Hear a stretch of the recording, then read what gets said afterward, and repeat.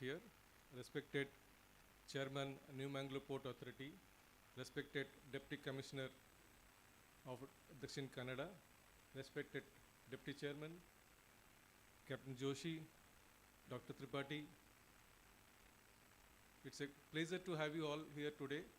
On behalf of New Mangalore Port Authority, I welcome Dr. A.V. Ramna, the Chairman of New Mangalore Port Trust, to this function. Captain S.R. Patnaik to plurally welcome our Chairman Dr. Venkatramana Akkaraju to this function.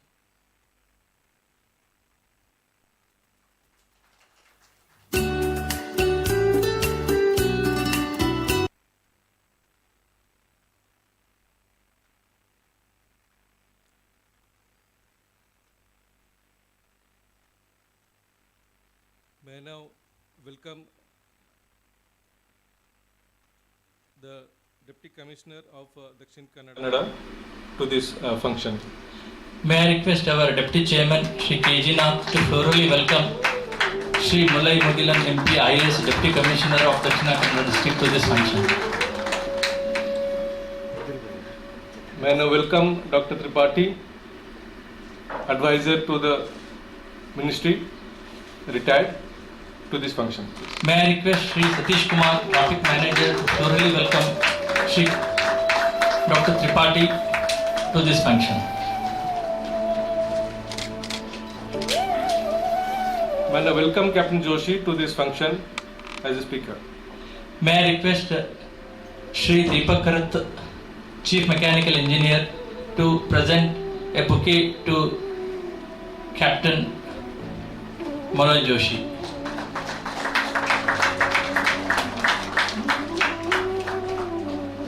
Last but not least, I welcome each one of you present here and hope it will be a fruitful and enriching workshop for you guys. Thank you so much. On this occasion, I welcome our Deputy Chairman Shri K.G. Nath to this function. I request Shri S.B. Lagwankar, Chief Engineer Civil, to plurally welcome our Deputy Chairman Shri K.G. Nath to this function.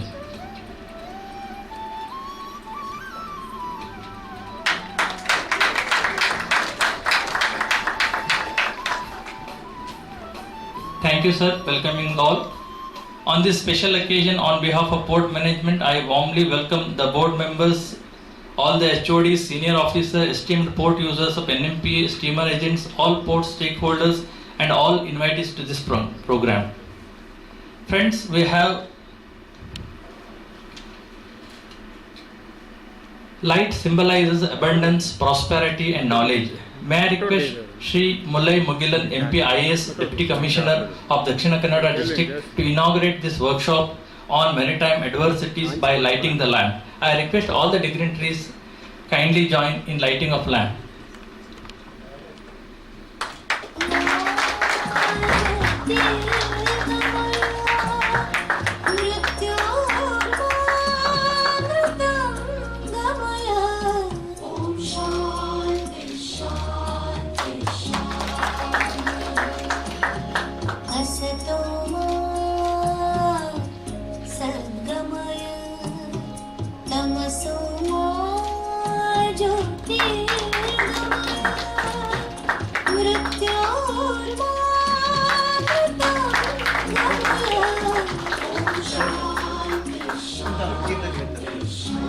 Thank you, sir, inaugurating this workshop on maritime adversities. Friends, we have with us an able and alert Deputy Commissioner of Dakshina Kannada District, also a board member of NMPA, Shri Mulai Mugilan MP IAS, who recently handled Lok Sabha election without any instances of complaint. Sir, may I request you to address this gathering, sir, please.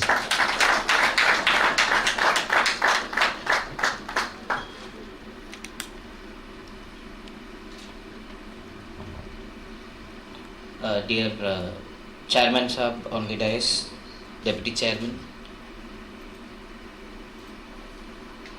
Captain Joshi and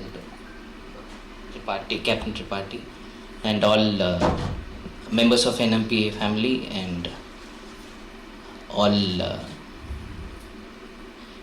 seafarers, so to say, all clientele of NMPA and the forebearers of the economy of Mangalore. Very good morning to one and all. Actually, I was just telling sir, I am the only non-technical person sitting here. I have no clue what to speak. But when the invitation came also, I was like, okay, NMPA ka function, Ghar ka function hota hai. You can just come in and chairman makes you so comfortable. So it's like the function is going to be very well organized. You just have to be there. So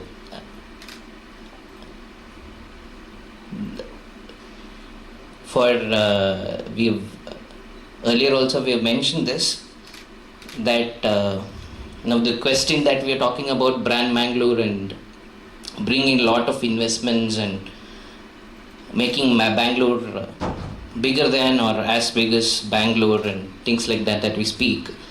So when we answer the question is why Mangalore? Why should people come and invest in Mangalore? The biggest answer for that why would be obviously the port. So earlier also I had mentioned that this is the only port city which is not a political capital. Otherwise every port city is. So that way the way the extent the port flourishes, the extent the business of port flourishes, so much would be the impact on Mangalore's economy and the Dakshin Kannada's economy. That way the coastal economy.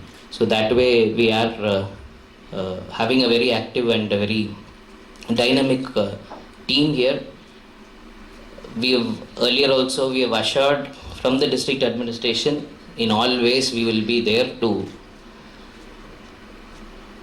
assist and help and expand in all ways.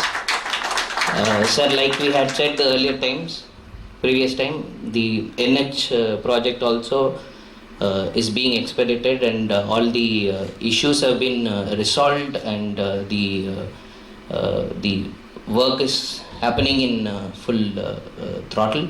So we will have the good connectivity established in this, just after the monsoon probably, we will be able to have very good connectivity established, and we are moving ahead in the truck terminal also with all the ifs and buts have been now closed with the chairman himself coming up with the offer of partnering with us so that we will have the truck terminal also. So in these ways, the district administration in all ways is there with the port, and we extend our full support, sir. And I wish all the very best for this conference, and let this make the Mangalore port even more, customer friendly and a successful port. Thank you. Thank you, sir, for saying good about New Mangalore Port.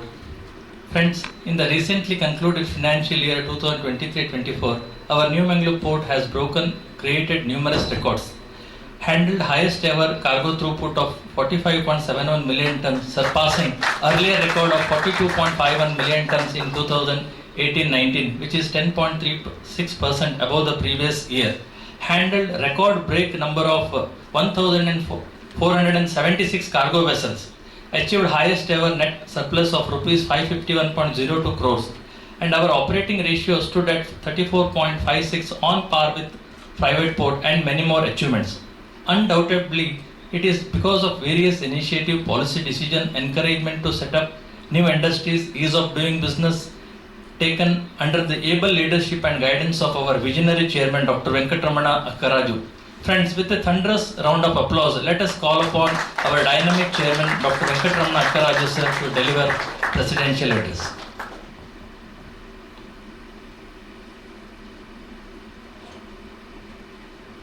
The chief guest of the occasion, Deputy Commissioner of Dakshin Kannada District, Shri Muhilanji, my colleague, Deputy Chairman, Mr. Nath, our friend and advisor environment, Dr. Tripathi, Captain Joshi, Captain Patnaik, representatives from the Coastal Police, Coast Guard, and stevedores and other stakeholders, a very good morning and warm welcome to this sensitization workshop. No Ativristi, no Anavristi, because Dakshin Kannada is a part of Parashurama Srishti. This is a general saying, but it has its own rider between the months June to almost up to October, November. The reason being the tranquility of the Arabian Sea from Dakshin Kannada right up to Goa is very unpredictable and very turbulent during the monsoon season.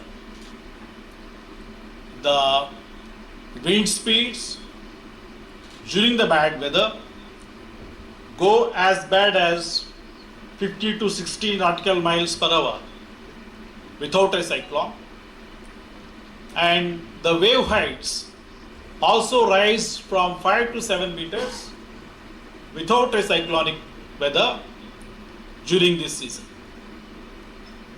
That's why you see lot of incidents happening along the west coast right from the beginning of the Dakshin Kannada right up to Goa. Now, the very purpose of having this particular sensitization program is to make the various stakeholders aware of what are the threats and what are the remedies and whom we have to approach for what. Because generally there is a misunderstanding that any commercial vessel that is traveling from one end to other end in the Indian territorial waters, the port is the only authority. It's not so. Just like when a truck is going on a road, the fitness of the truck is given by the RTO. Similarly, when a commercial vessel is plying in the international route or in the Indian territorial waters, the fitness of the vessel is given by the MMD in the case of India, that comes under DGS, that is Director General of Shipping. And similarly, there is no mandate that the commercial vessel has to take fitness only from India. These are the commercial vessels going from point A to point B in the international waters. They can take fitness from any third world, from any other country where the norms are not so stringent. This is called flags of convenience. So generally, people who want to make quick unethical profit, they try to hire vessels of substandard and they get the fitness certificate from other countries. There are countries meant for this, I don't want to name. And they try to ply the vessel from one point to other so that their profit margins are high. These vessels, we call it as rogue vessels. These rogue vessels, they ply all the 365 days in a year, not just during the monsoon. For example, a vessel may be plying from China to Gulf without proper fitness, but having a fitness certificate. It will be going in the international waters. When weather is all right, there is no problem.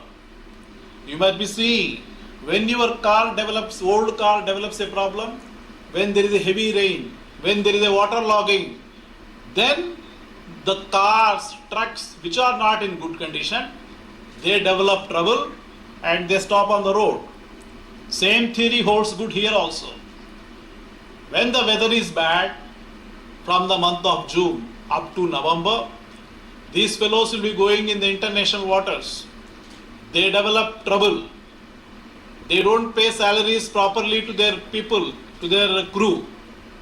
They catch hold of a local agent. Agent may not be a regular agent. They catch hold of someone and they name him as the agent. And they try to send request to the port through the agent saying that we are in distress. But this distress is a created distress. I'll tell you, people want to take advantage of the loopholes in the Indian law. That's why they want to bring here. Unfortunately, these fellows will not be having a proper international insurance event.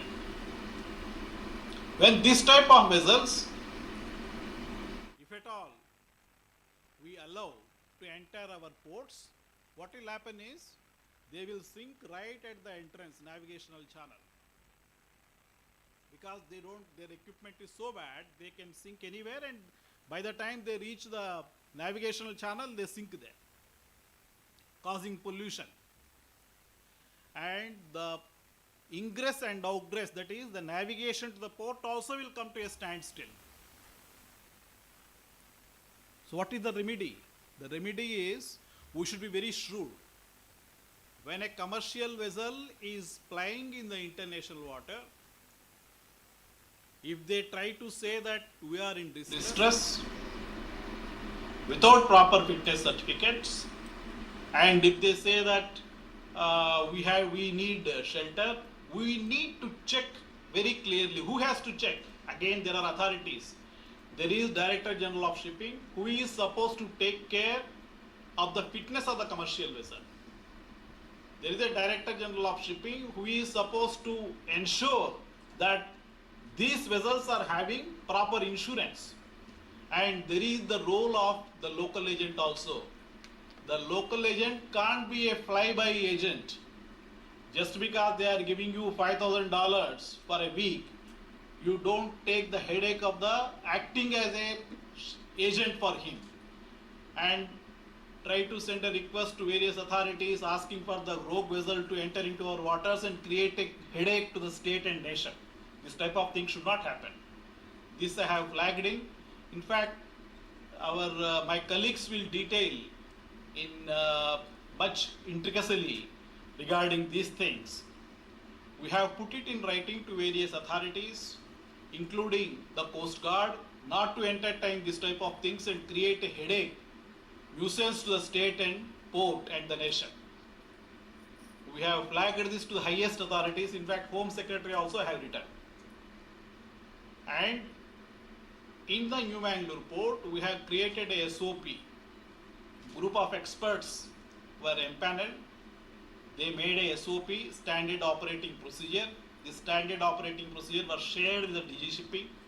We have explained it to Additional Secretary Shipping in the Ministry of Port, Shipping and Waterways.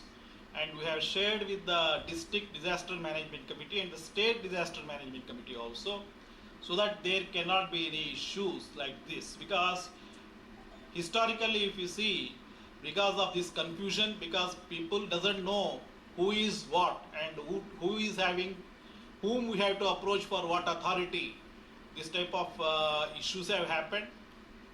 And the state has to, along with the port, has to suffer mitigating the pollution. These are all unavoidable things.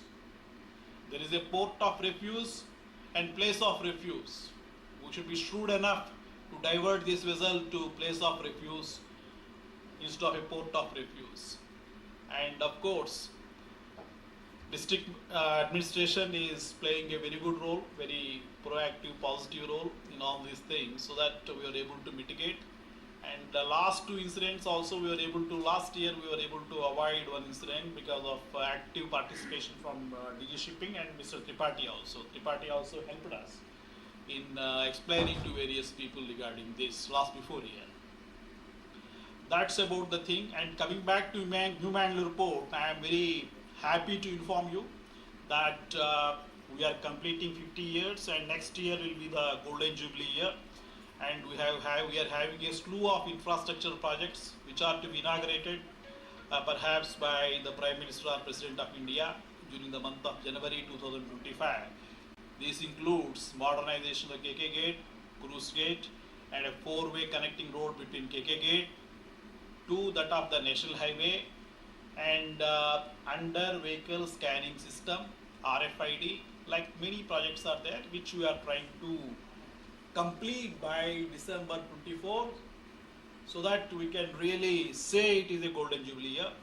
I am also happy to inform you that we have handled 45 million metric tons of cargo as against 44 million metric tons of cargo, and our operating income of the year 2023-24 is standing at 833 crores as against 743 crores in the year 22-23, and net surplus in the year financial year 23-24 is 551 crores as against 374 crores, and the total cost per ton we are able to reduce from 122 rupees per ton to 90 rupees per ton.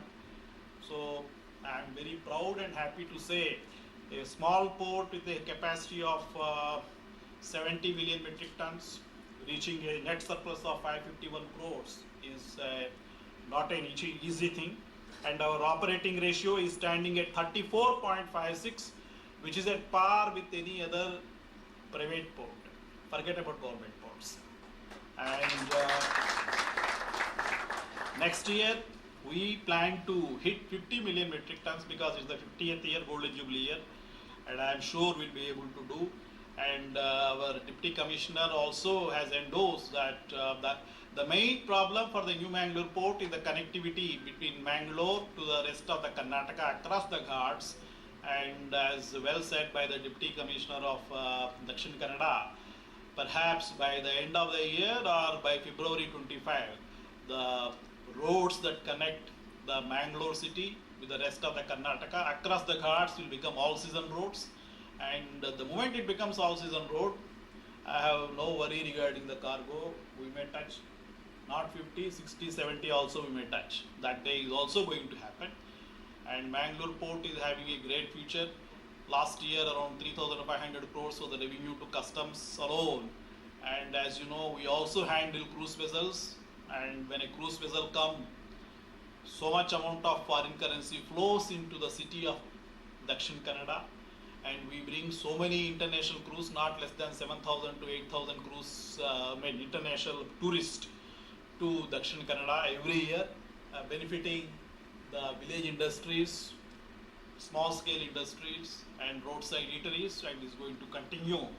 And I would like to place appreciation on behalf of New Mangalore Port and the general public to the Deputy Commissioner of Dakshin Kannada, who has conducted the general elections to the parliamentary constituency of Dakshin Kannada seamlessly, smoothly, without having a single incident. This is not a joke, it is a great thing.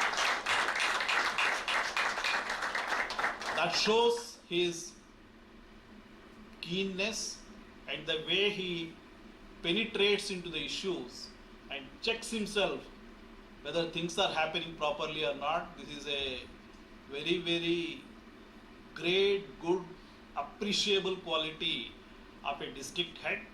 We all appreciate it. We hope you will get into more and more expertise regarding this, and definitely you will grow to a very big place when you continue this type of keen, interested, socially oriented attitude towards the society. That's what the society needs, and that's what the state needs, and that's what the country needs. I don't want to take much time. My colleagues are there who will get into nitty-gritties.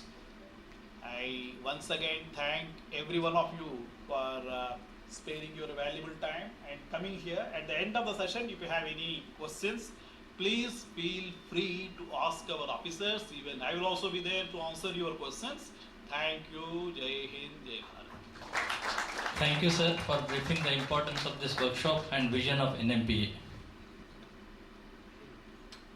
As a token of remembrance of this event, we would like to present a memento to our chief guest, Shri Mullai Mugilan MP IAS Deputy Commissioner. May I request our chairman, sir, to present a shawl and memento to our chief guest of today's function, Deputy Commissioner of Dakshina Kannada District.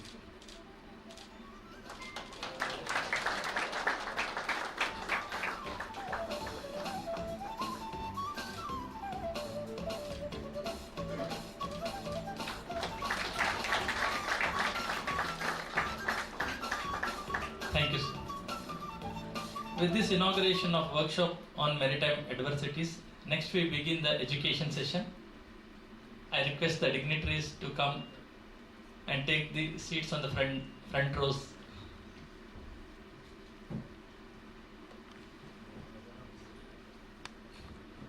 Thank you, sir, for inaugurating this workshop on maritime adversities. Now we will begin the education session.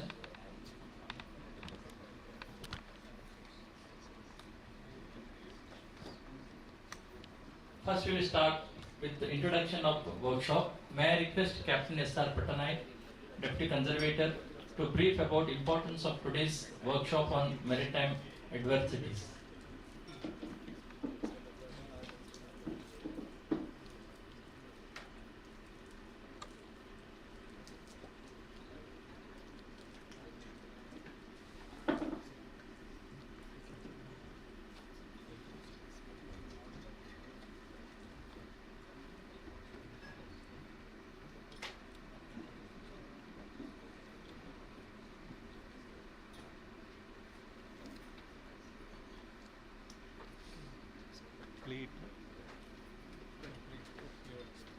In today's workshop on maritime adversities, we are going to be educated, enlightened by domain expert.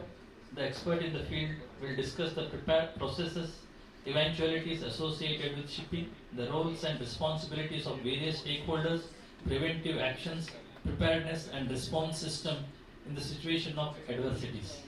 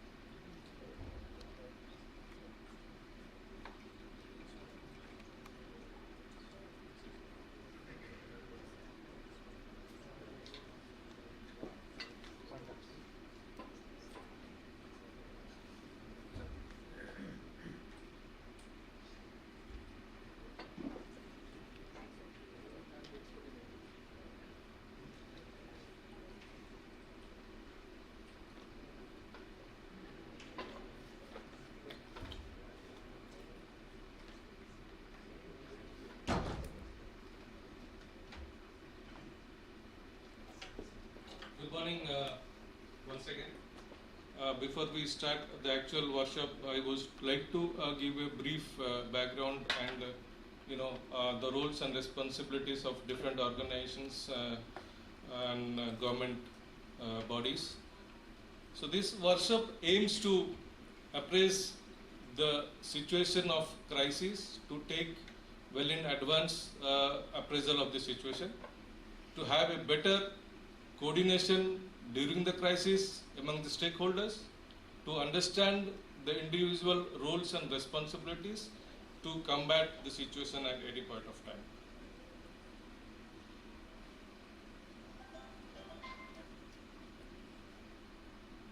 As we know, the maritime trade is the key drive to a country's growth. And as the shipping and maritime industry are in complex by itself, the very fact that the ship owner is from a different country, he builds the ship in one country, he registered it somewhere else, he gives the manning to somebody else, and the cargo is being plied from one place to the other. However, we need to note that the country where the vessel is being registered, the flag state of that country is responsible for ensuring the seaworthiness of the vessel, for defining the area of the vessel's operation, the certification, seaworthiness and safety of the vessel, as well as the vessel people who are supposed to be on board the vessel. The certification and the examination is being conducted by the Director General of Shipping as far as India is concerned. Similarly, other countries will have their own arrangements. So we will consider now, as far as India is concerned, it is the Director General of Shipping who carries out these activities. Similarly, for the IV crafts or the coastal vessels or the fishing vessels, it is the State Maritime Board who does the issuing of the certificate. The Coast Guard is responsible for search and rescue, SAR, medical exigencies, mitigation of pollution, coastal security, etc. These are provided by the Indian Coast Guard and the Ministry of Defence. The fishing or the Fisheries Department is being looked after by the Ministry of Fisheries for the state and the center. Now, if you come back, as I said, the Director General of Shipping is ensuring the seaworthiness of the vessel, the certification to the crew, the plying limits of the vessel, and periodic survey and certification. So, as part of this, they have allocated the job of certification, verification and issuing of the certificate for the vessel to IRS class under International Association of Certification Society. They are registered and they have been given the job of doing the survey certification for the vessel under the guidance of the DGS. As far as the Mercantile Marine Department, which is again a part, it is a part of DGS, which has got presence in all the major ports. We also have it. The MMD or the Mercantile Marine Department carries out the port state control job, that is the port state inspection and the flag state inspection to ensure seaworthiness of the vessel and to ensure certification of the vessel is been maintained by the IRS, and he reports directly to the DGS. The DGS functioned under the Merchant Shipping Act 1958.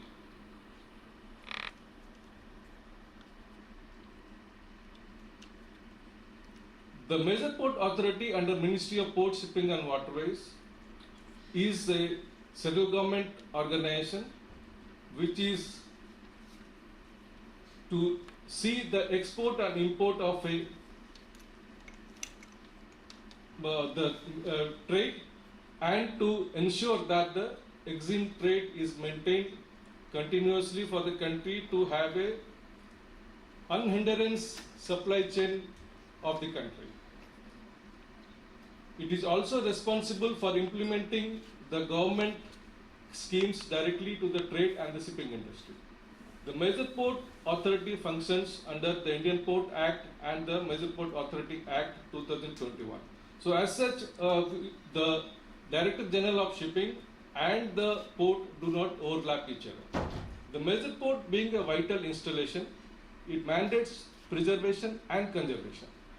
As per the Conservation Act of the Indian Major Port, port has got absolute rights under the Act to allow or disallow any vessels. When I say quote the vessel under the law, the definition of the vessel is that anything floating in the water is known as a vessel. So it can be bucket, it can be chapel, it can be log. It doesn't particularly says a container or a tanker or a security vessel or a coastal vessel or a it doesn't say. It says vessel, any vessel which has got is flying in the water. The port has got the right, absolute right. They have not mentioned any ifs and buts in the regulation. If you go through it, it is very clearly the absolute right has been given to the port to deny entry of any vessel into his port's water if the port feels like it is unsafe for the vessel to come inside.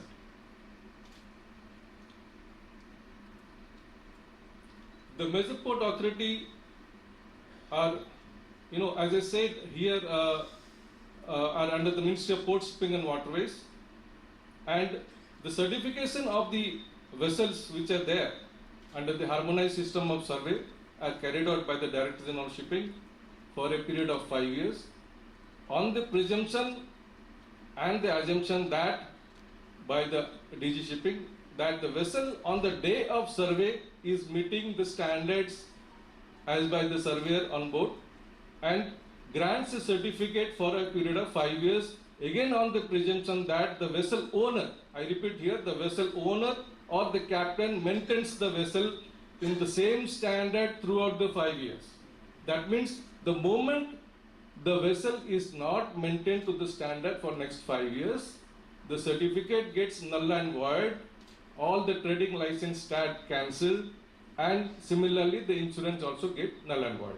The vessel is unfit for any trading purpose.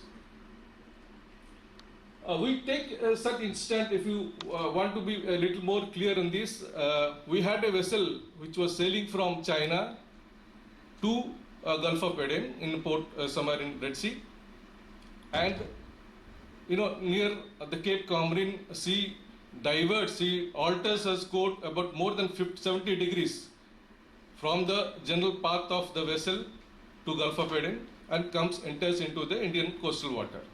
The question raised here that the vessel which is going from China to Gulf of Aden diverts its course by 70 degrees and enters into the coastal water, and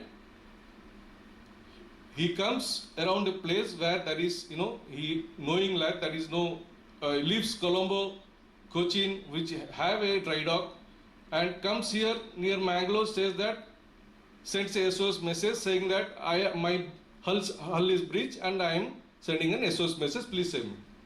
So please try to understand a vessel when it is going from A to B, comes to C. The first point raises how the vessel entered the Indian coastal waters. Second point is raised when he has been having this problem, why he did not flag where a international dry dock is there. Colombo is there. He passed Singapore, he passed Colombo, he passed Cochin, and he landed up a place where you have no help can be provided. And the fact that from the day one NMPA has very clearly sent messages to this vessel that this vessel is not allowed as per the Port Entry Regulation 2012 and Indian Port Act. The vessel lingers around here, tries to pressurize the port to enter. Port categorically has denied from the beginning. He goes and, after few hours goes and, grounds, and, there is a Coast Guard is indulged in saving the lives. So the question raises what lesson we learned from here. We learned that, or when I say we, it's not NMPA, it's all of you who are present here also, that we have not a vessel when it is going. Now, as per the documents which is available here, the vessel was not in a fit condition to be sailing out from China. Now, and secondly, the question raises there. Second question raises when it has been allowed to enter the Indian coastal waters. The third question raised when NMP has categorically said that this vessel is not to be entering, why it was allowed to be there in that area. Now secondly, the master of the vessel, when he was taken out from the vessel, he had not complied with the basic requirement of safety of life at sea, that is the SOLAS, which mandates that if the vessel is not fit to be sailed, the master could not have sailed the vessel from China. So these questions are very well there. We should understand that such vessels should not be allowed into the Indian territorial water, and which will be saving us. Similarly, that Iranian fishing vessel also, we should not get these vessels to our coast. The job of the Coast Guard is to save life and not the property. They should understand very clearly that it is the regulation, the Coast Guard Act very clearly says that the vessel which is having a SOS, the Coast Guard is only to save the life of the people. It does not mandate the property. Property is not at all mentioned in as per the Act. It is only the life to be saved. So we should only abide by the regulations and Act which are there to clarify us and to act, complying with the requirements. Secondly, I would like to say one of the incident when these people, otherwise the shipping industry as such, there are some shipping agency, as Chairman Sir has already said, that they try to take the gap of the maritime laws and various international conventions and treaties for the personal gains. So it is a fact. Earlier it used to be the Greek people we know, the vessel, they used to be doing all this, sinking of the ship to get insurance, to get, other things. So similarly, now also we have a vessel here in NMPA where the agent, as per the, see, as I said earlier, the vessel is owned by somebody, vessel is manned by somebody, vessel is flying in some other country, the operators are somebody else. So to have this regulatory body, so whom to catch? If something happens, the country has to catch hold of somebody. So as per the Act of Indian Port, the government has devised a system that the owner has to deploy an authorized shipping agent in that country. The authorized shipping agent gives a undertaking saying that he is responsible for the vessel from the time the vessel enters the Indian coastal waters, not the port limit. It is the Indian coastal water when it enters till the vessel goes out of the Indian coastal waters. So the agent is liable for the vessel or is answerable for the vessel till it there in Indian waters. This vessel also has an authorized agent in India. This MT Global Emerald, which I am mentioning here, she came in the month of February for discharging bitumen. While discharging, we are served with a court order from the Honorable High Court of Karnataka that the vessel is under arrest because, as mentioned in the petition, that the petitioner, that is the bunker supplier, has not been, has not received the bunker he has, delivered to the vessel. So here we have to see that the question again rises with us, saying that the bunker supplier is not engaged by the vessel. It is engaged either by the owner or the operator. Here the bunker supplier has not filed a case against the owner or the bunker of the owner of the vessel or the operator of the vessel. However, it has only named the vessel. So the vessel was arrested, complying with the regulation or the orders of the Honorable High Court, and the vessel has been there. Seeing these points, and generally these bunker disputes are there very often, and it is solved in a very short time, 1 or 2 days maximum, because if the operation of the vessel is not there, the owner is not getting his freight. So we raised our concern to the Honorable High Court of Karnataka, saying that this vessel should be released, and as the longer it stays, it will be threat to the environment and the ecology of the Karnataka coast and the Mangalore port, and necessary action should be taken or the suitable orders to be passed to safeguard the environment and ecology of the port. Seeing also that the tranquility of the Mangalore area is not very conducive during the monsoon period. However, the court has not taken our views into consideration. and the order was passed, we have not got any relief on that. We have again approached the court saying that this is the concern of us, and the environment and the ecology are the main issues which to be addressed by the Honorable High Court of Karnataka. This vessel, I would like to say that the vessel has been here from February till date. The longer the vessel stays, it has got idle, the vessel has got no income for the owner. If the owner is not having any income from that vessel which he has owned to get some income, he cannot maintain the vessel. Now if he cannot maintain the vessel, he has no income, he cannot pay to his crew also. Now in the meantime, if you get monsoon out here, the vessel, the crew will say that we are now helpless, we have not been paid for so many months, we would like to leave the vessel, and we would like to send SOS message, and the vessel is left without any manning. So then the problem starts for the Coast Guard, for the district administration, the port authority, DG shipping, everybody. So now we are flagging it in place of all of you that let us take now 1 month time is there, all the stakeholders which are to be part of the salvaging or rescuing operation to appraise the court of Honorable High Court of Karnataka, saying that the issue is this: the longer the vessel stays, it becomes unseaworthy time to time, and it is very dangerous for the coast of Karnataka. So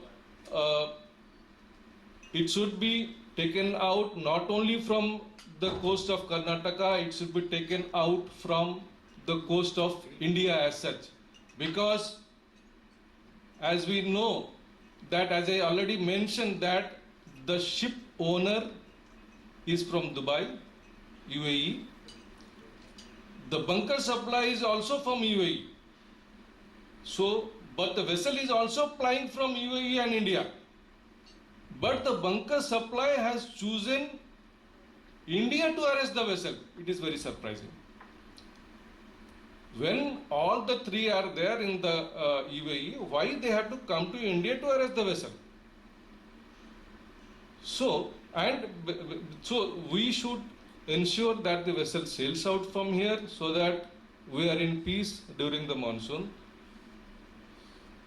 With this, I would like to say that, as I already said, that situation awareness, like for the example of this particular case, application of regulation, close cooperation are the key to address any maritime issues. With this, thank you very much.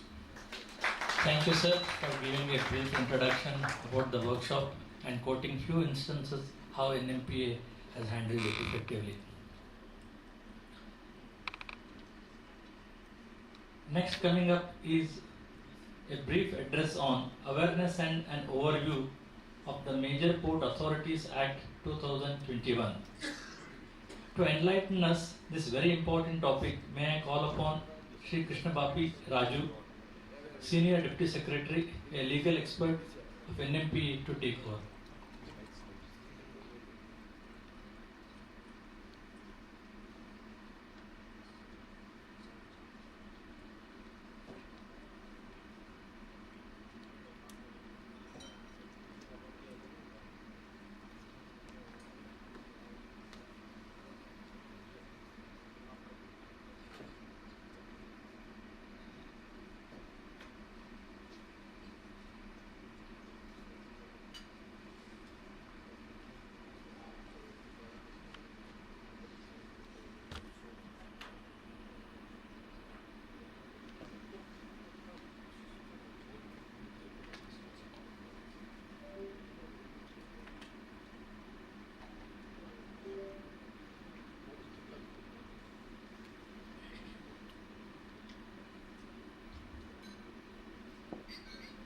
Respected Chairman NMPA, respected Deputy Commissioner Sir, Deputy Chairman NMPA, Dr. Tripathi Shah, Captain Joshi and Captain Salvajan Ranjan Patnaik, and all partners of NMPA in the business, out of the business, I welcome you all.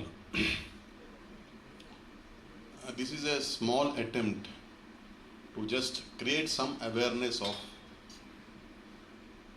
the law governing the major port authorities and the powers of the board of the major port authorities. So to begin with, I would like to inform, and every one of you are aware that erstwhile there was a Major Port Trust Act 1963 under which the major ports are being administered. Recently in 2021, the new act called the Major Ports Authorities Act 2021 has come in place of Major Port Trust Act, and it has come into effect from November 3rd, 2021. So this is a small attempt to create an awareness how the board is constituted, what are the powers, what is the role of the board, and whether the role and powers of the board are limited or absolute. See, the objective of the act is to provide for regulation. I just want a bit of concentration of you all. Regulation, operation, and planning of major ports in India, and to vest the administration, control, and management of all major ports upon the boards of major port authorities and the matters connected therewith. See, the board comprises of, the composition of the board is defined in section 3.1. The board comprises of the chairperson, who is selected by the DOPT, Department of Personnel and Training, with the approval of ACC, Appointments Committee of the Cabinet. He is the chairman of the board and he heads the board, he or she. And the deputy chairperson, who is again appointed by the Government of India, is also the member of the board. And next comes the composition, the importance and the uniqueness of the Major Port Authority Board. Unlike any other PSU or any other thing, there is a member from the state government in which the major port is situated. There is a nominee from the Ministry of Railways. So these are all connected to the operations of the port. There is a nominee of the Ministry of Defense, and there is a nominee from the Customs Department of Revenue. And apart from this, not less than 2 and not exceeding 4 independent members can also be in the board. That means the domain experts, whether it is maritime, finance, or any other subject, they will also be in the board. And one member not below the rank of director to be nominated by the central government. And not but the least, 2 members representing the interests of the employees also. So this is the uniqueness of the board of a major port authority. Every stakeholder is in the board, so they take decisions, they frame the policies so that every minute thing is well taken care of. Now let's come into the powers of the board. Every major port, before going into that, I need not tell about the international waters. I need not tell about the Indian territorial waters. Apart from this, there are port waters also. Within the Indian territorial waters, the port limits are notified under the Indian Ports Act 1908. Within such limits, which includes the waterfront as well as the land, the Board of Major Port Authority shall be the sole and absolute administrator. So all the property situated within this port limits, that is inclusive of the waterfront as well as the land, these properties shall vest with the board, and such property, assets, funds shall be used in such a manner for such purposes as the board deems fit. So entire discretion, liberty was given to the board to use as it deems fit by the Government of India. And the uniqueness of these powers is all port assets shall be used and developed as per the regulations made by the board. So government is not making the regulations, board is making the regulations. Board is empowered to make the regulations. So to use the port assets and to the exclusion of any municipal, local or government regulation. Just imagine the powers of the board. So they can frame regulations, how to use for example, the master plan, where a berth has to be located, where a warehouse should be located, where a stackyard should be located, which cargo should be stored where. All these things are within the exclusive domain of the board. The board of each major port may erect, construct or build such civil structures for port development or improving commerce and trade in national interest for which no regulatory license or approval from the state authorities shall be required unless so mandated by the central government. As of now, there is no mandate. So it is like, we cannot say that it's an independent empire, but the administration is totally vested with the board, and this is the power conferred by the government on the board to administer the port.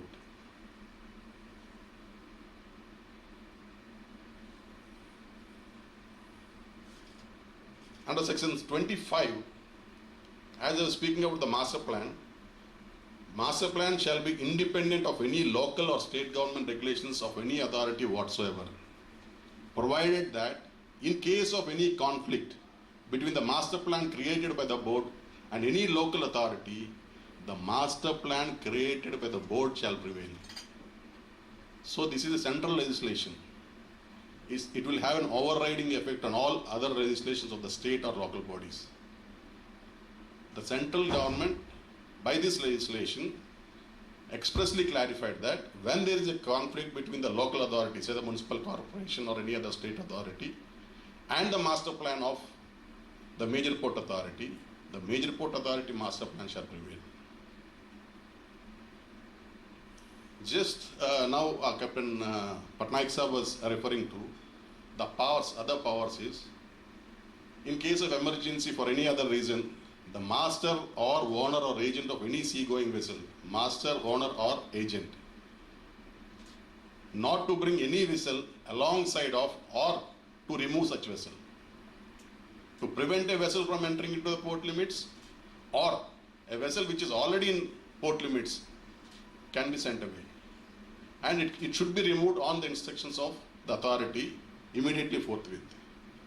Of course, the second and third provisions G and I relate to remissions and exemptions of payments of any rates, which may not be of much importance in today's session. And as we are speaking about the power of making regulations, this shall be independent of powers of any local authority to make regulations in respect of major port. Once again, a priority is given to the board, provided that in case of conflict between the regulations made by the local authority and those made by the board, the regulations made by board shall prevail.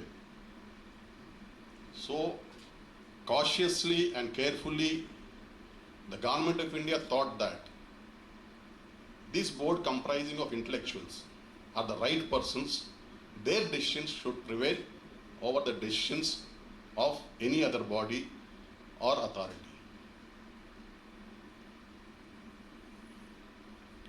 And everyone, the stakeholders or the agents should be aware that the board shall have a lien on any rates or charges that are due or that are to be paid until such time any material landed in the port limits shall not be let out or shall not be permitted to go out.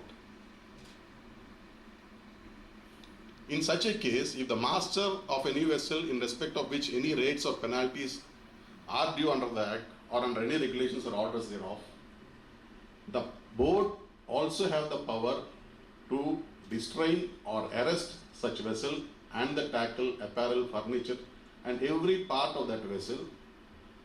Either the dues are to it or to the concessionaires. Even if any PPP representative is here, you can approach the board and request to arrest and distrain a vessel if some dues are payable to you. That power is conferred on the board. Board can also, this is a judicial function, can arrest the vessel until the dues are cleared.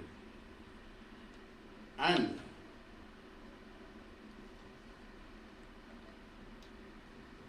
See, this is very important. If such dues are not paid even after the restraint or arrest, the board is given the powers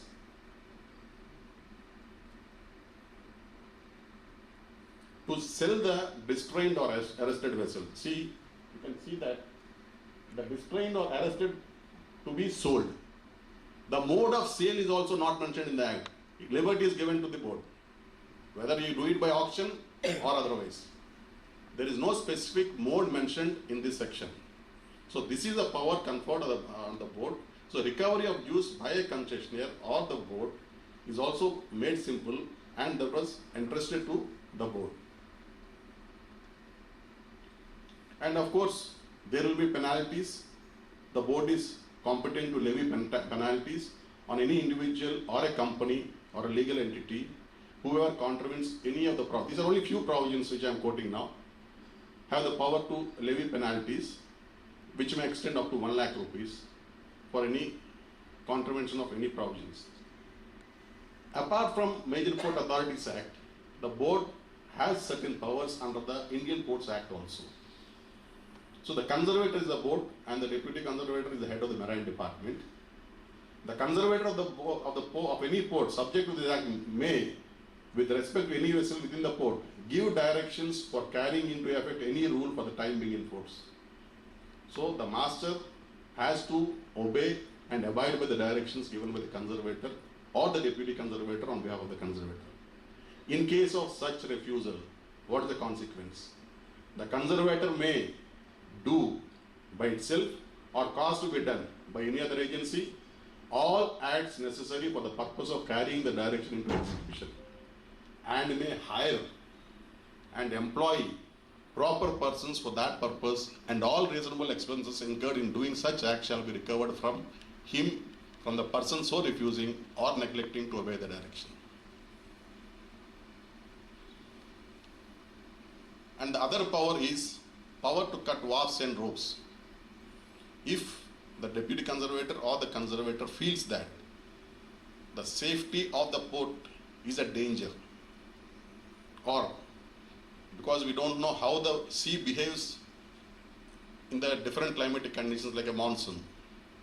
So if it's so, taking decisions will be, we may not have much time to take decision. Immediate decisions might have been taken. That is the reason why such powers are conferred on the conservator. They can very well cut the ropes and send the vessel away or place it at some other place. And our Captain Patnaik sir was referring to removal of obstructions within the port limits. Anything, the conservator may remove or cause to be removed any timber, raft or other thing, whether it is submerged, whether it is floating, and all the costs incurred towards removal of such things again will be recovered from the owner of that particular thing, or the owner of the vessel, or the owner of whatever the raft or timber, whatever is floating there. And under the Indian Ports Act, the board has also the power to raise or remove a wreck impeding the navigation within the limits. We have a couple of incidents also. If any vessel is wrecked, stranded or sunk in any port, in such a manner as to impede or likely to impede any navigation thereof, the conservator shall give notice to the owner of the vessel to raise, remove or destroy the vessel within such period as may be specified in the notice, and to furnish such adequate security to the satisfaction of the conservator.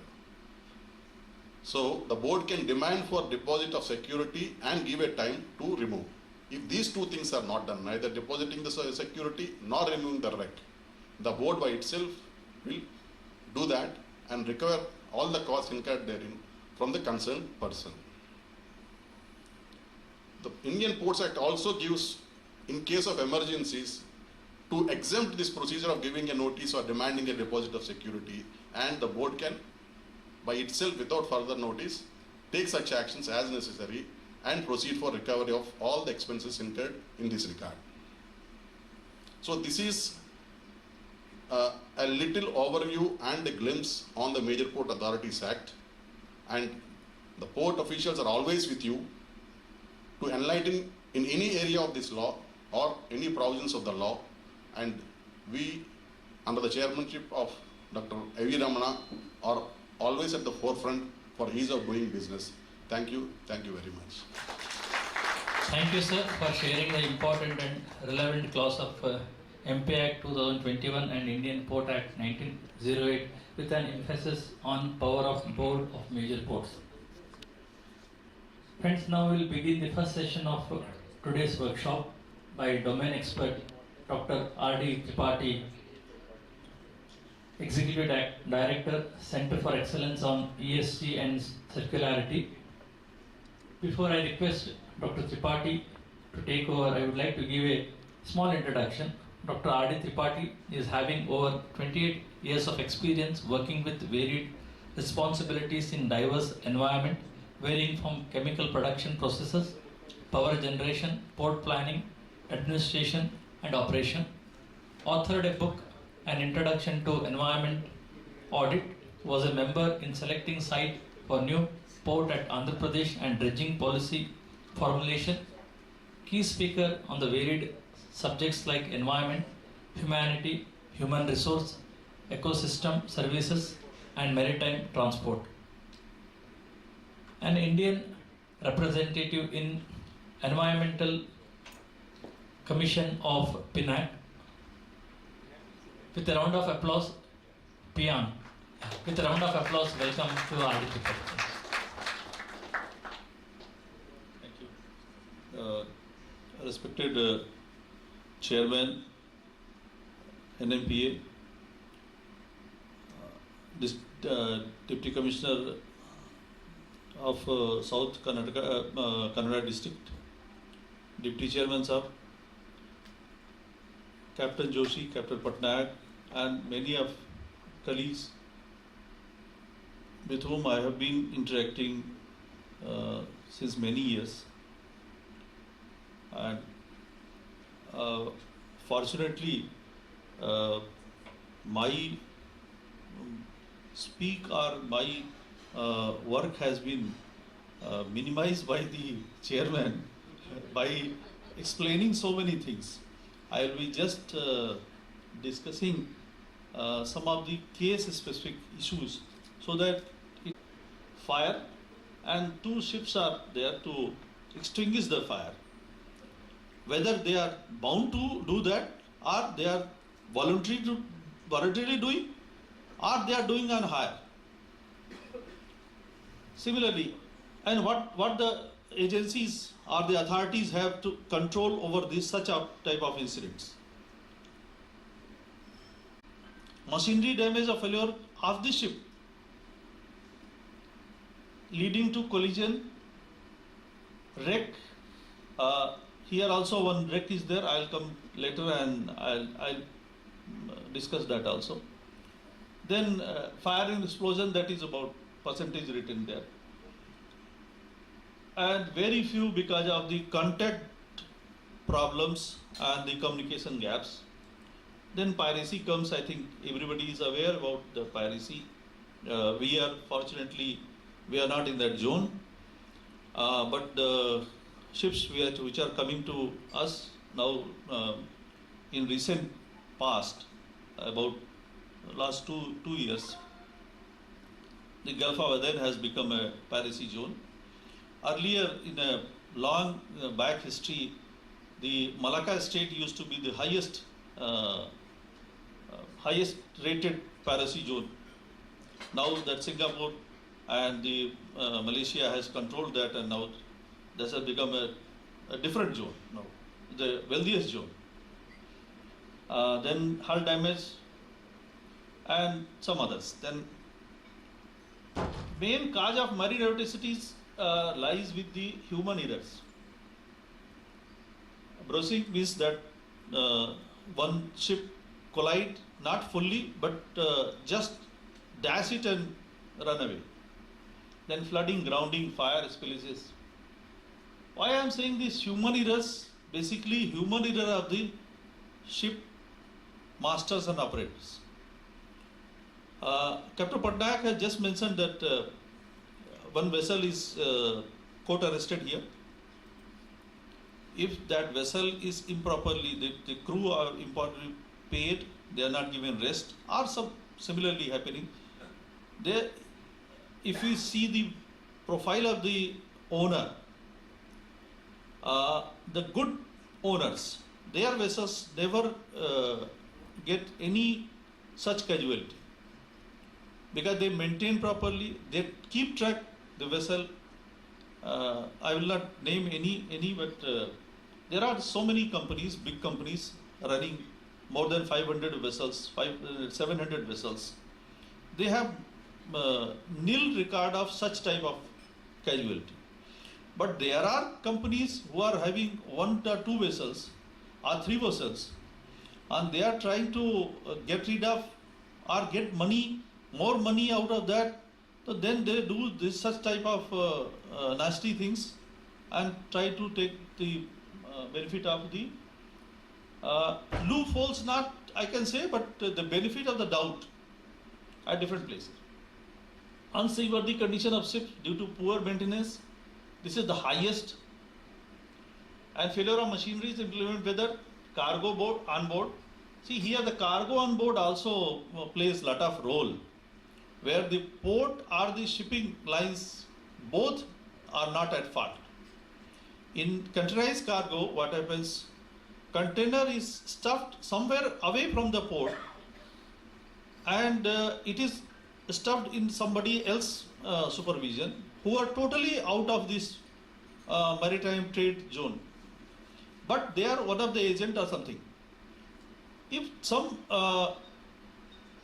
uncompatible cargo is loaded in a container, and if it is moving for a 15 days, 20 days, depending on the condition of the packaging, it may damage, it may create some situation like fire, explosion or something, that may create problems.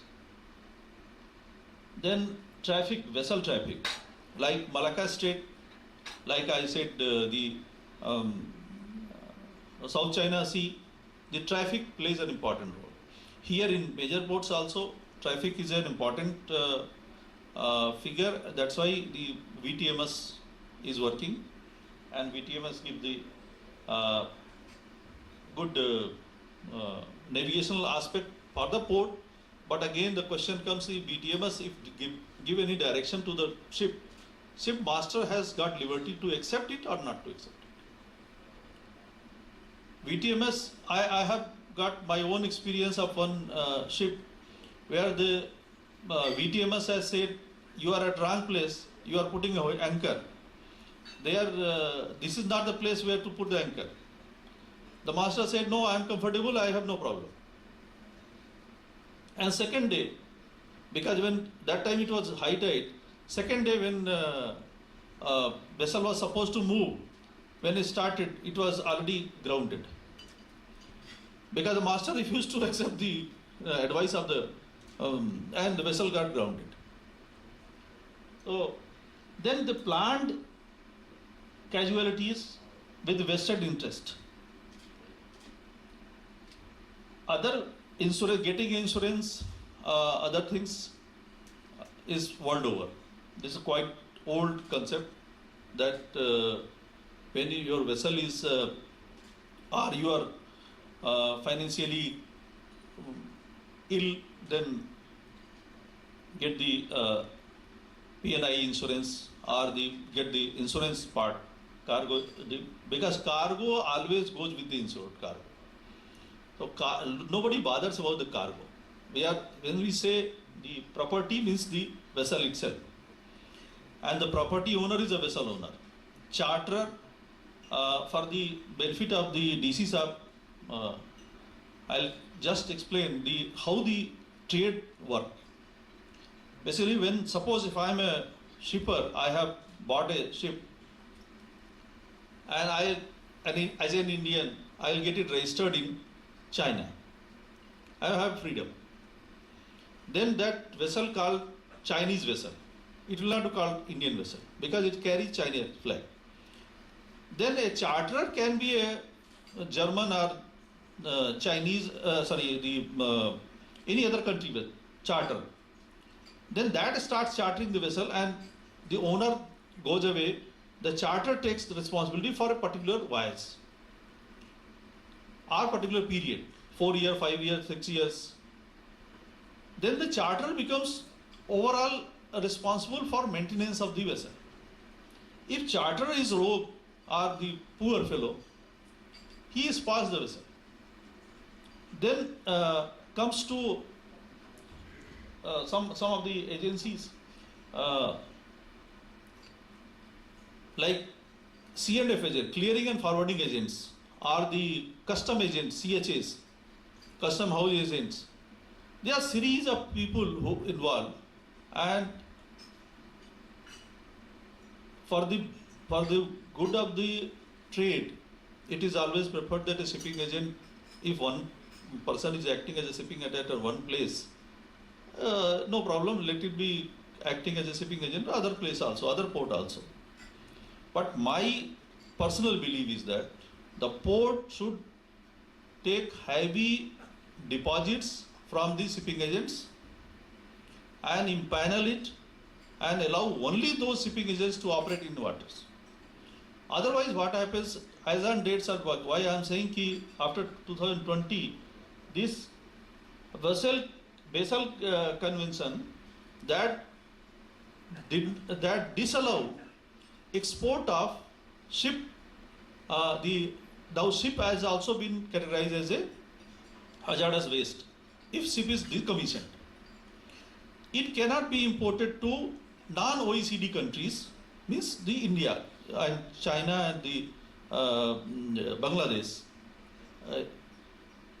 if it is already decommissioned. So what people are trying to do in Indian people and the mixed with the Western people, the OECD owners, that they have their tie-up that this ship, if comes to India and get somewhere stranded, and it will be declared as a abandoned, I'll buy it and take it to along, cut it, make my money. That business is also happening after 2020 annual. So that is one of the business, the intention and the back side out of the paper, what is happening, nobody knows.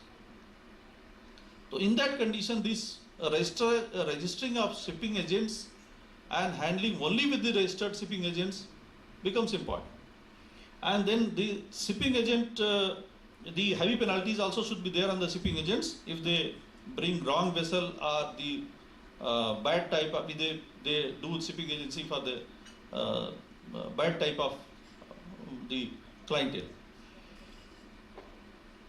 The other item is that, sir, these type of vessels are used for delivery of contraband items.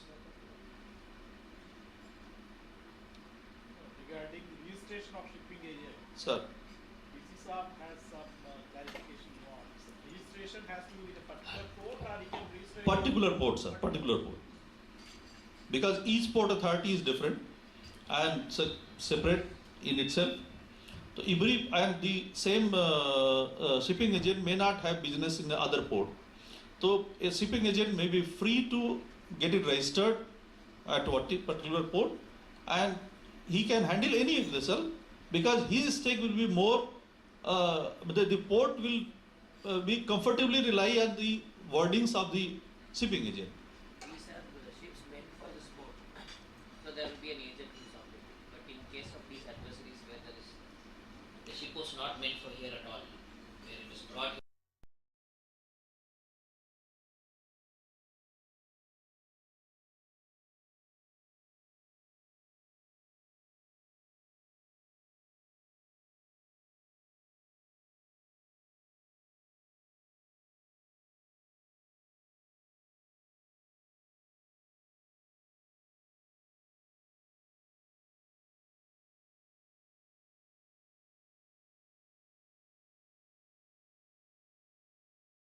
Security. The PAN's information is passed on 45 days advance. 48 hours advance to all the agencies. And even if I say ki before coming to PANs, what is happening? How the ship comes? Before getting the ship loaded at the port of origin, suppose ship is getting loaded with some X item and it is come to Mangalore, then first of all they will check with the Mangalore whether my ship will be allowed or not. If the Mangalore gives clearance, yes, this type of cargo, this type of material, this type of ship is going to come, okay, we have no problem. Then it will start loading. Because cargo comes with a commitment. After that, there will be notification. That's called pre-arrival notification. There are 48 hours minimum. Actually, it should be given 7 days, 8 days advance to your before reaching to any country. This is as per international norms. The security agencies are all passed on this information. Now, security agencies have all the track whether a vessel is bound for a particular port or not. If the vessel is not bound for a particular port, then the role of the security agencies comes that they will not allow the rogue vessel to or the such type of vessel to enter in the Indian case, so Indian waters. And Indian water is not far away; it is only 12 nautical mile away from the coast.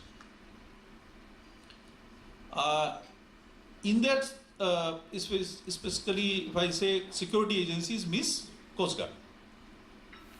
Because Navy keep track, but keep in high seas, and just to see whether the ship is passing innocently or not, they don't interfere in this type of trading vessels. Oh.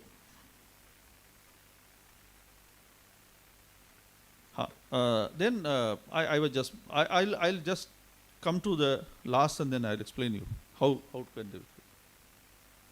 This is about the machinery damage. If you see 62% of the collisions, machinery failure, and highest, that is basically why the machinery damage?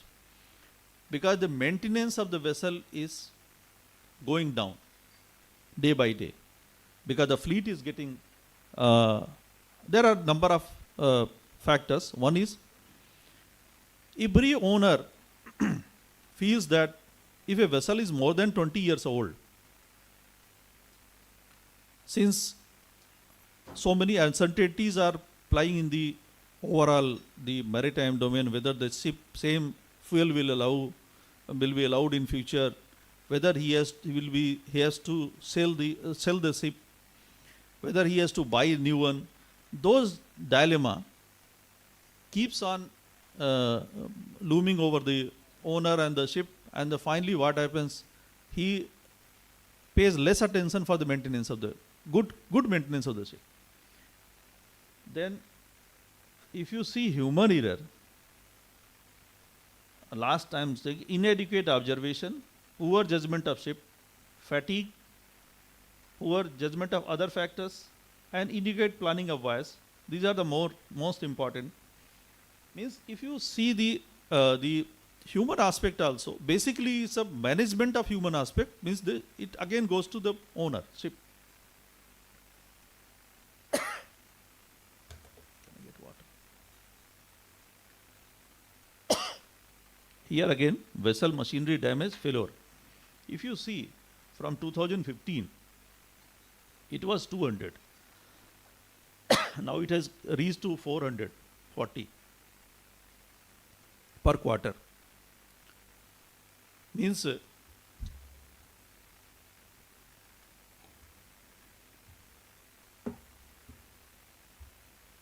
it means the from see the 2020 onward, 2021 onward, the failure of machineries has started.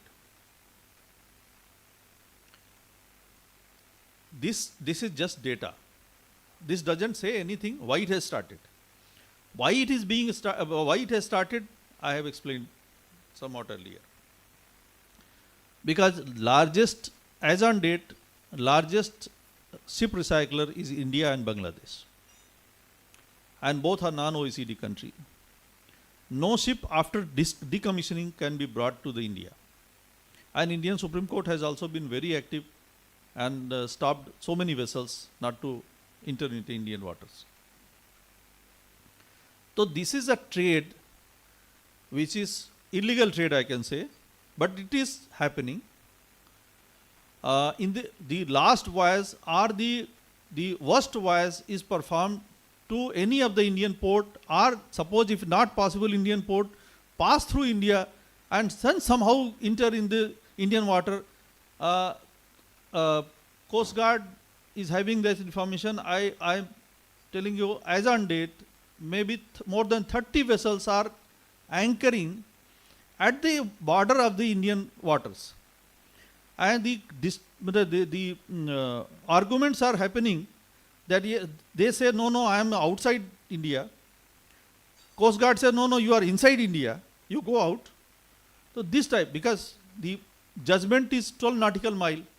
Half a nautical mile, if this side, that side, will be very difficult. So that is one.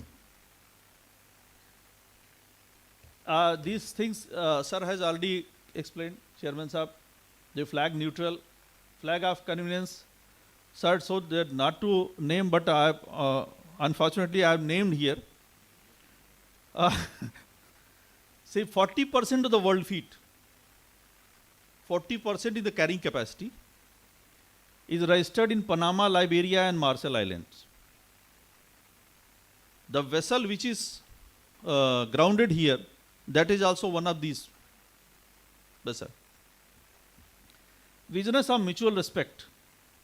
Actually, given all these powers, the international trade of shipping especially takes extreme care of mutual respect, and in IMO, that international the Maritime Organization, they have lot of conventions, especially fall convention, facilitation of convention, that says that minimum trouble to other and the minimum, the maximum cooperation should be, that is the idea. So, port can't compel a vessel to go out or come in. Port can only say, yes, you are allowed to come, but the master will decide, because master is the representative of the either owner, if it is not chartered. If it is chartered, he is the representative of the legal representative of the charter. So he is the actual owner of the vessel at any point of time, and he is technically, administratively, all aspect he is in best judgmental position to decide whether I have to go anchor, not to anchor, whatever. The responsibility to ensure good health and safety lies in master of the owner. Again, master of the vessel is in the final authority to decide. Port allows a vessel based on documents provided by it through an authorized representative, that is shipping agent, recognized by the port, following port entry rules. Here the port entry rules come in picture. Port has to satisfy itself that the vessel will not become a liability once it enters in my waters. Because ultimately, port main business is to run the economy. 90% of the world trade is done by shipping, and ports are gateway for any country.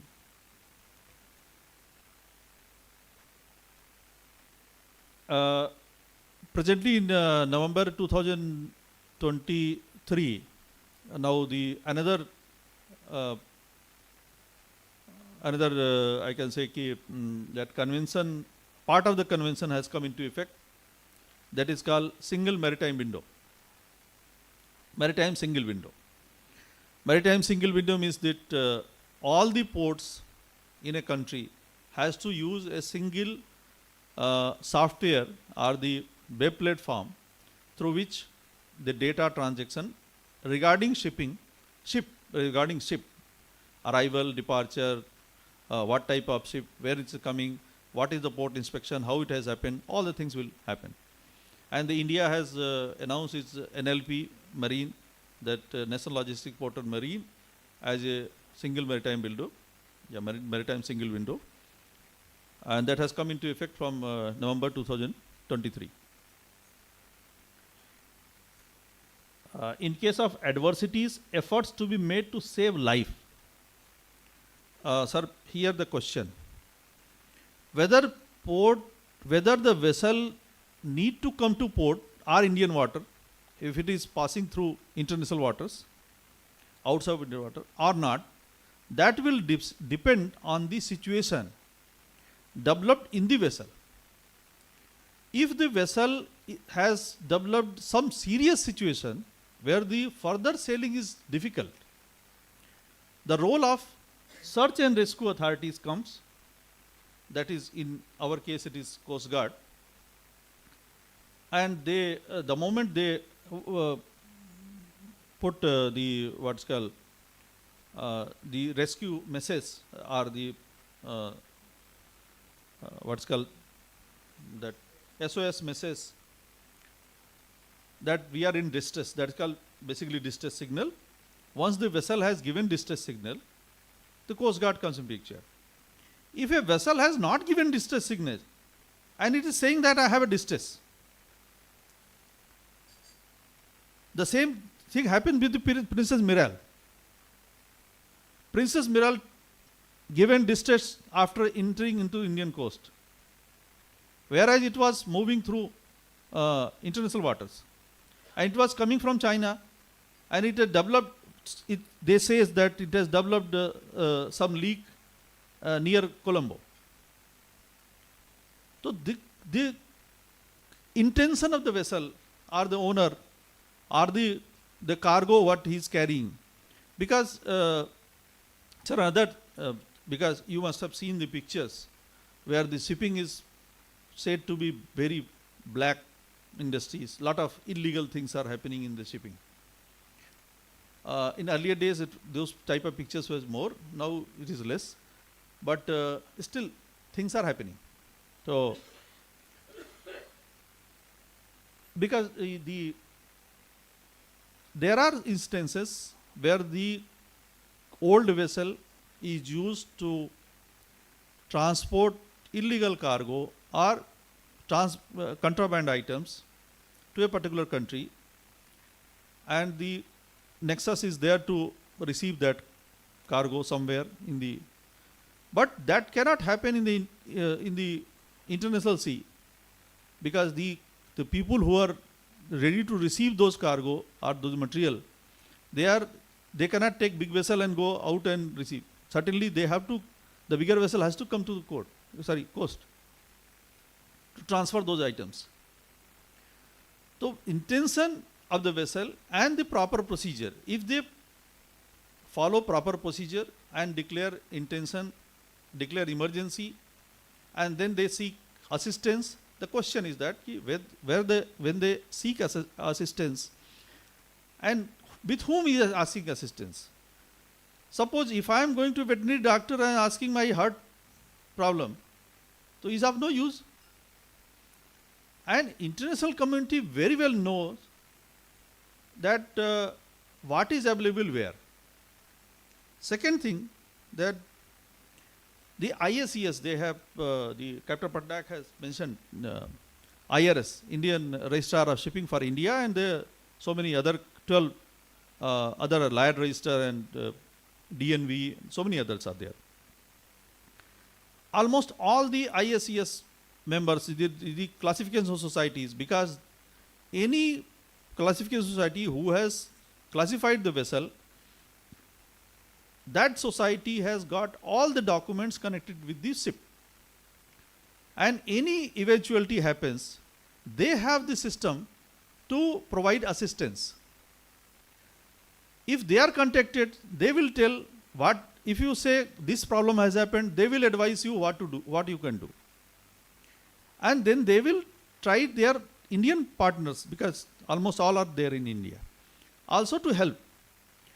A person is not giving a distress signal, not approaching to their registrars, not approaching to their flag state, rather than just simply asking a port to allow me to enter without proper appointing having the shipping agent also. That creates a lot of doubt.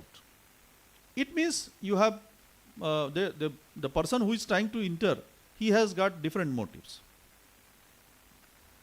So, suppose if everything is good enough, everything is, but the vessel is good, all good, but some incident, something has happened. In that condition, port takes the scenario, entire scenario, and provide help. Help can be provided.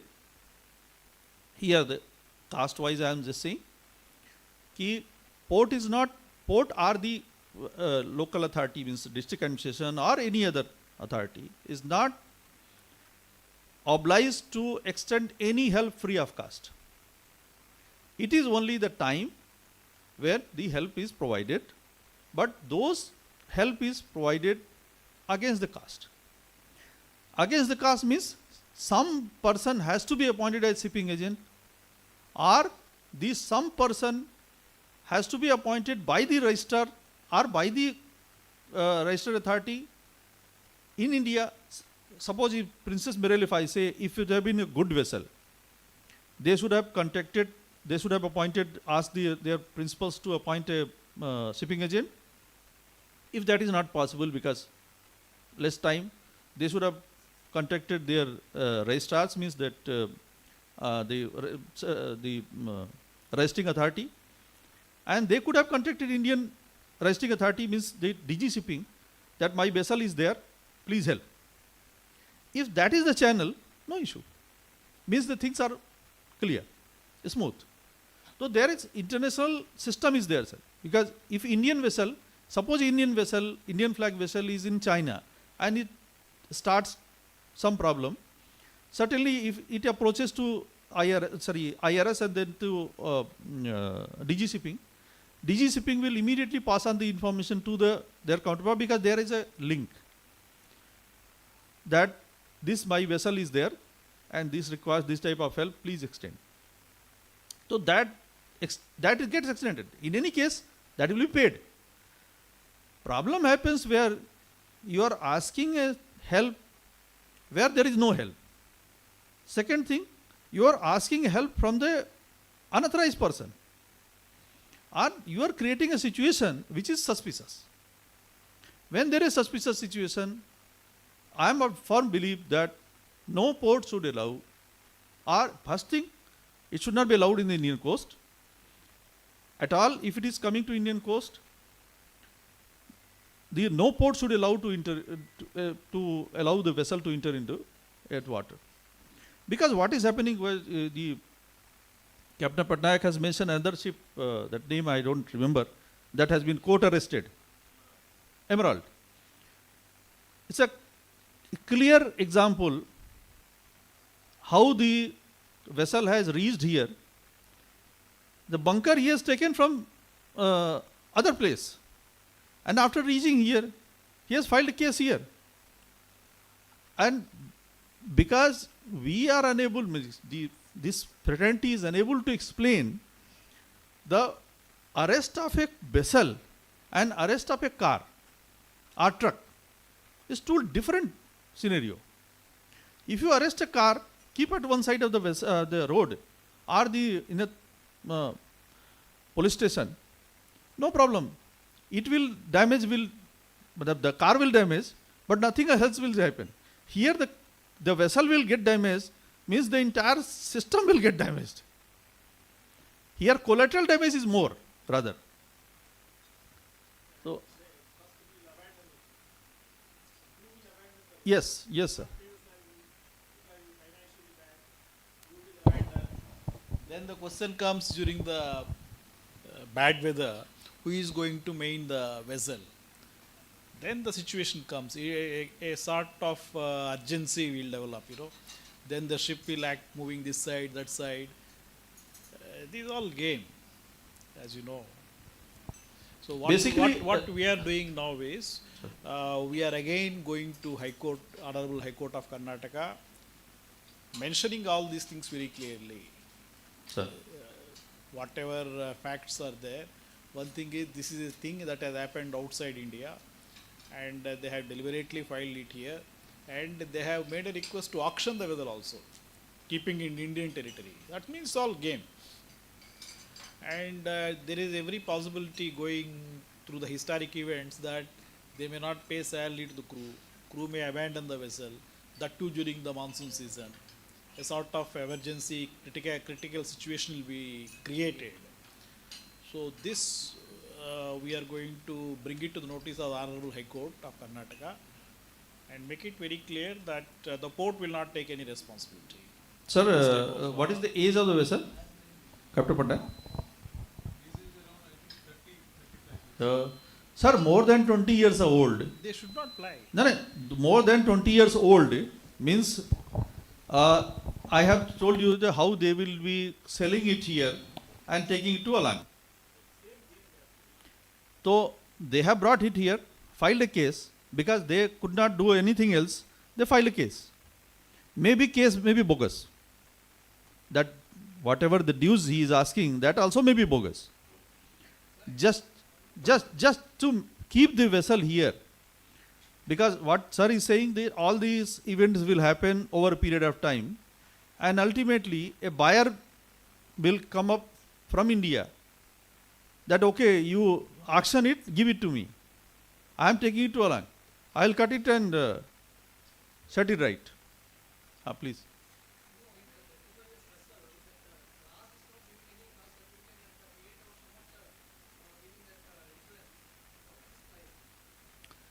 See, the question I said clearly, if it is, there are PNI what? PNI is a club. No. There are good PNI again and bad PNIs. So if you enter in this domain, it's a quite horrible, I can say. Because if you open one window, you will see something else. All windows are same. And the other, if you open other window, you will get fire. Other window, if you open, you will see the water in the same building. So that problem is happening here. PNI clubs, about 7-8 PNI clubs, which have been registered by one of the, recognized by the Indian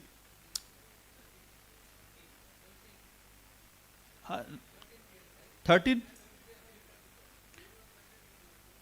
I am just saying, I am just telling you how the things happen. I have got registered with PNI, and there is a problem developed in the system, in my vessel. I have not intimated to the PNI, and later on, if I raise any claim, that claim becomes null and void. PNI means all the adversities has to be intimated to PNI, and PNI will decide what to do with them. So there are number of ifs and buts. I have a certificate which says I have passed, but in the line below is written, suppose you fail in another class, means this certificate also will become invalid. Suppose you have high school, you have you have graduated, suppose a graduate certificate you got, but in the bylaw it is written, in postgraduate, if one of your paper gets failed, this certificate also get failed. So PNI certificate is such. That is why we advise that don't rely on the PNI certificate produced by the ship, but check it on the website on the day of entry of the vessel, whether it is valid or not. Here the not question of PNI. Either a vessel has entered. Now you do whatever. The PNI has gone, registry has gone, the class certificate has gone. What you will do? Yes, sir.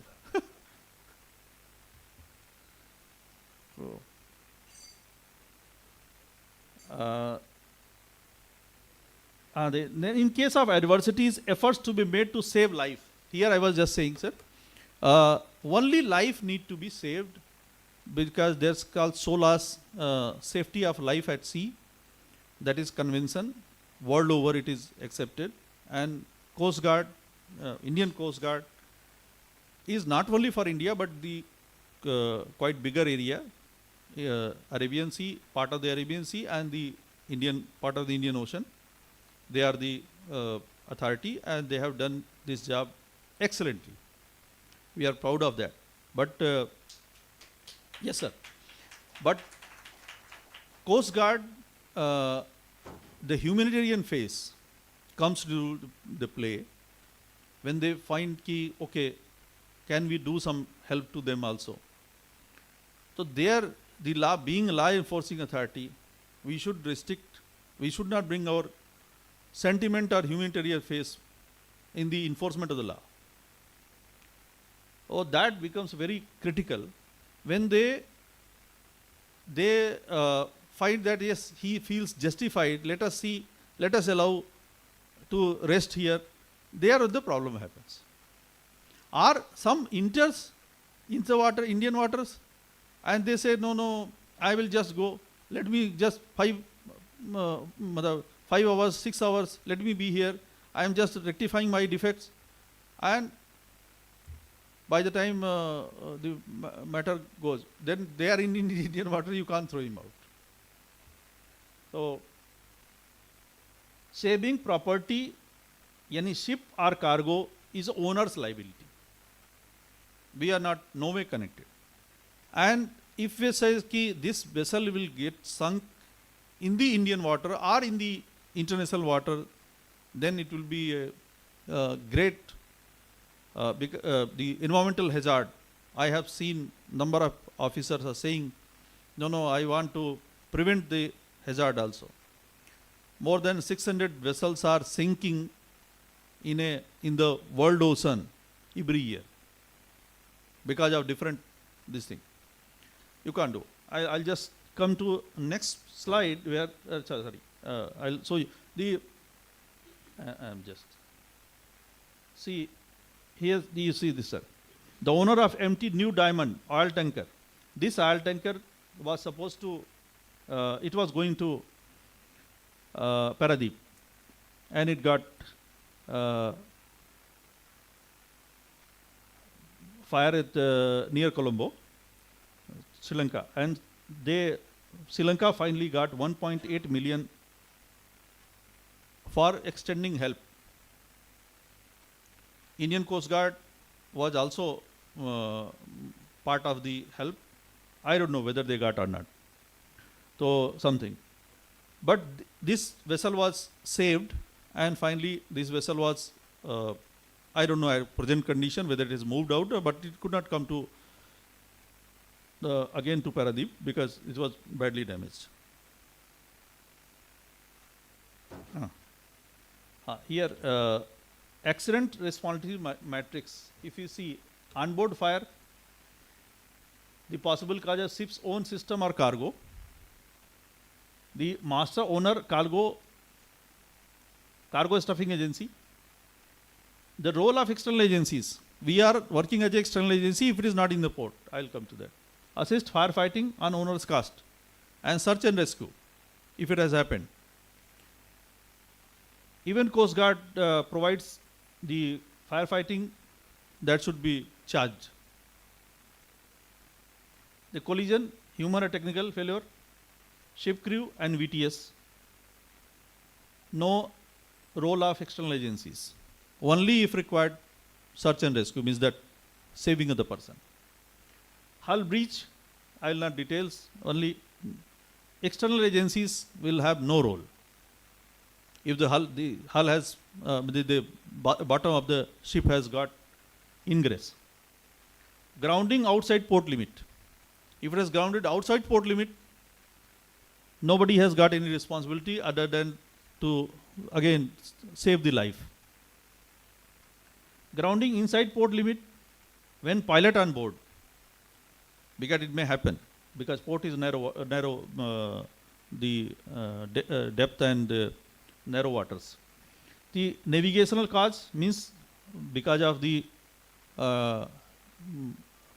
what's called not proper movement in the depth, and the key role of the pilot and the port. Port means the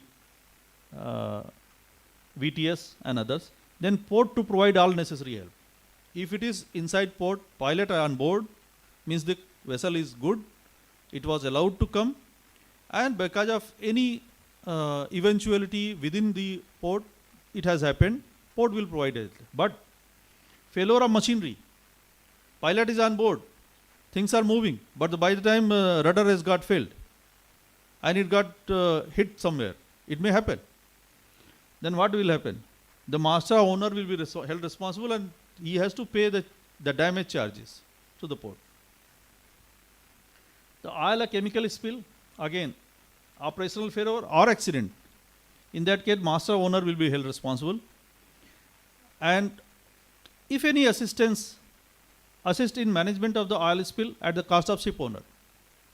All the cost, even restoration cost, restoration of ecology of the area, has to be borne by the owner of the vessel.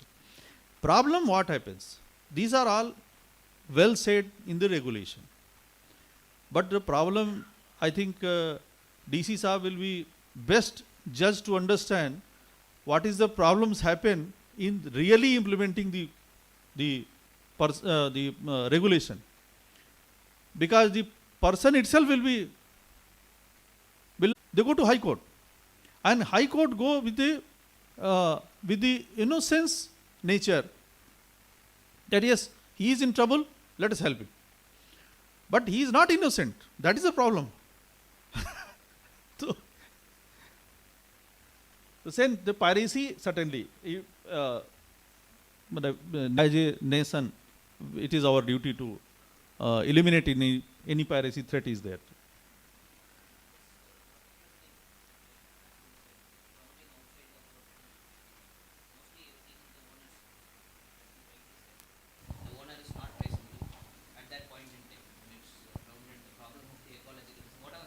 Sir, I'll just explain you.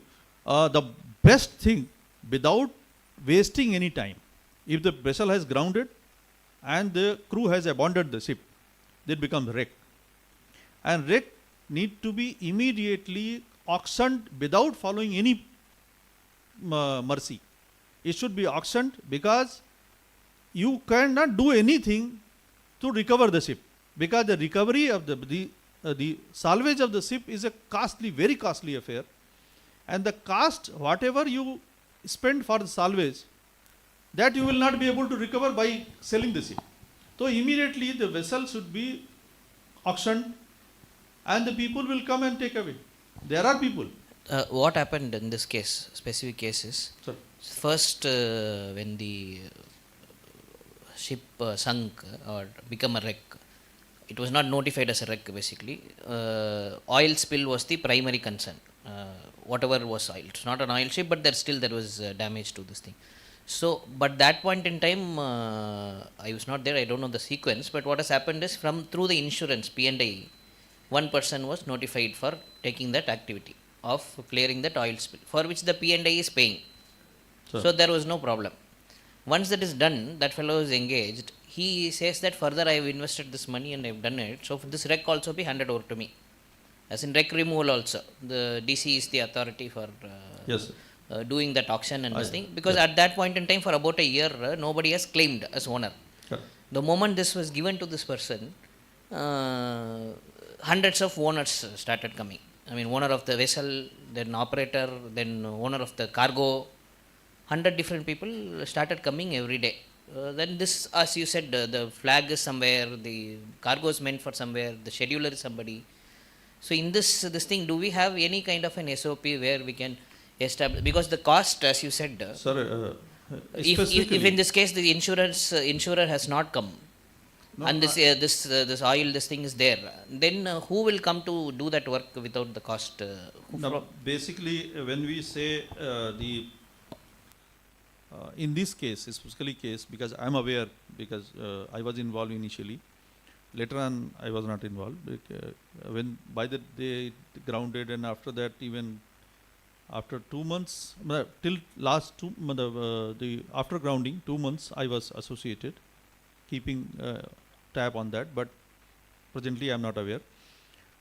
In this situation, once it has been declared as a wreck. So I am just telling you how it is declared. The moment a vessel gets grounded and abandoned, declared, it is a rec. Now rec receiver means as per notification there are rec receivers. Since it is outside any of the notified port, the DC is a rec receiver. The district administration is a rec receiver. A rec receiver has got the ownership as on date. Rec receiver has to sell it as per his own process methodology, all these claims whatsoever, and suppose if it is selling the rec and getting some 100 rupees only, that 100 rupees after recovering the expenses, suppose 50 rupees I have recovered, that 50 rupees will be deposited in the bank and let them go to court. That 50 rupees, whosoever is actual owner, let them take. And if it is the expenditure is 150 rupees, or I have got 100 rupees only, the whosoever comes as a owner, he has to pay me 50 rupees. Means you are claiming a owner because it has been declared as a rec because owner has not come forward. And rec receiver has taken all due diligence to sell it. The sale amount has come 100 rupees. But my expenditure, as a rec receiver, I have spent 125 rupees, 150 rupees.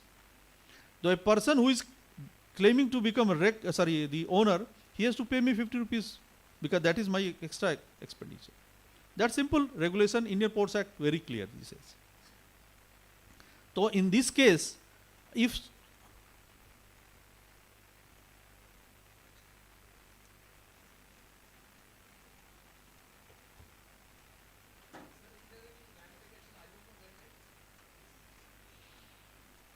IMO doesn't interfere in legal framework of any country.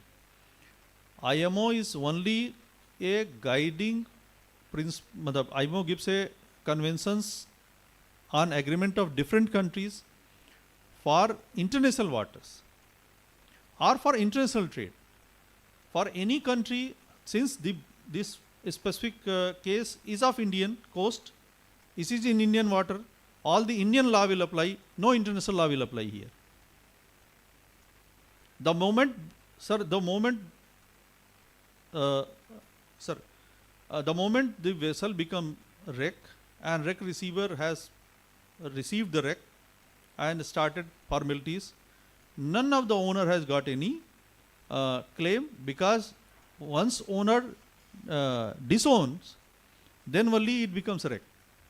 If the owner has not disowned, it is not that when the thing was bad, I have disowned, and then when the things have become good, again I am asking, I am the owner. This is the something not acceptable. Secondly, international regulations are not applicable here.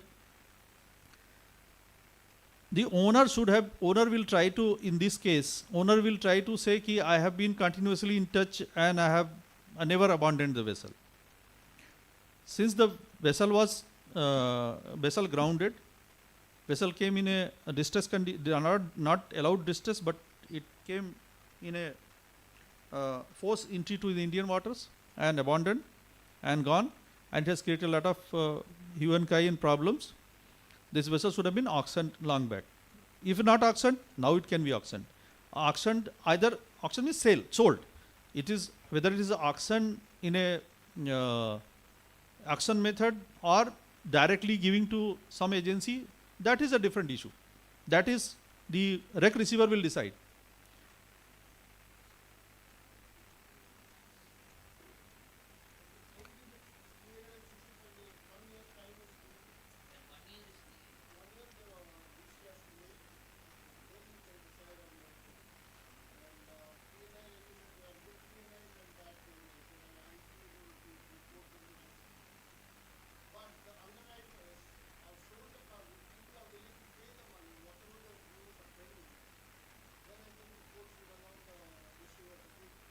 May I know,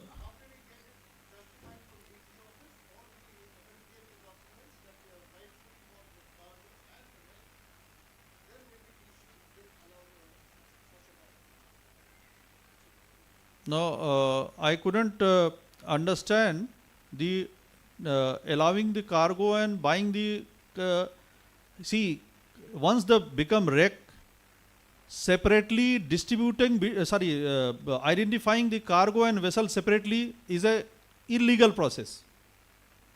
May I know which agency you are representing to?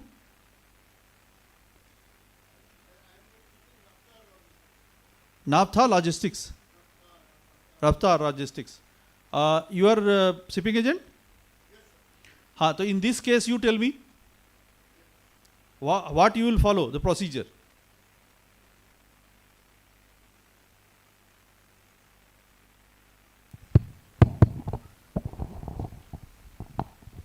Sir, we are following the Merchant Shipping Act. What guidelines the Merchant Shipping Act has given?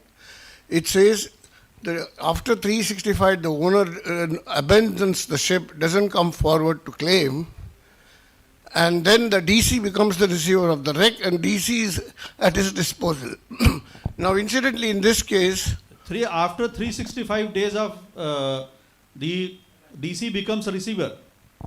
this is what the merchant ship. That is wrongly interpreted. The day it becomes A wreck. The day it becomes a wreck, if it is outside the port limits, the deputy commissioner or the district magistrate becomes the. No, forget about deputy commissioner. I am just saying any vessel which has become a wreck, what is the definition of the wreck, that will apply, and the legal authority of that area will be the wreck receiver. Absolutely. DC And in this case, DC, since it is outside port limit, DC is the wreck receiver. Agreed, sir.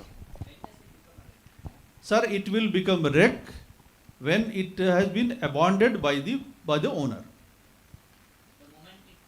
It has sunk and the vessel was abandoned by the crew and the masters, and subsequently it was abandoned. Owner also, that's what I am saying. Subsequently it was by owner also. Owner with great pressure, owner has not come willingly, because I am aware about all the incidences that happened.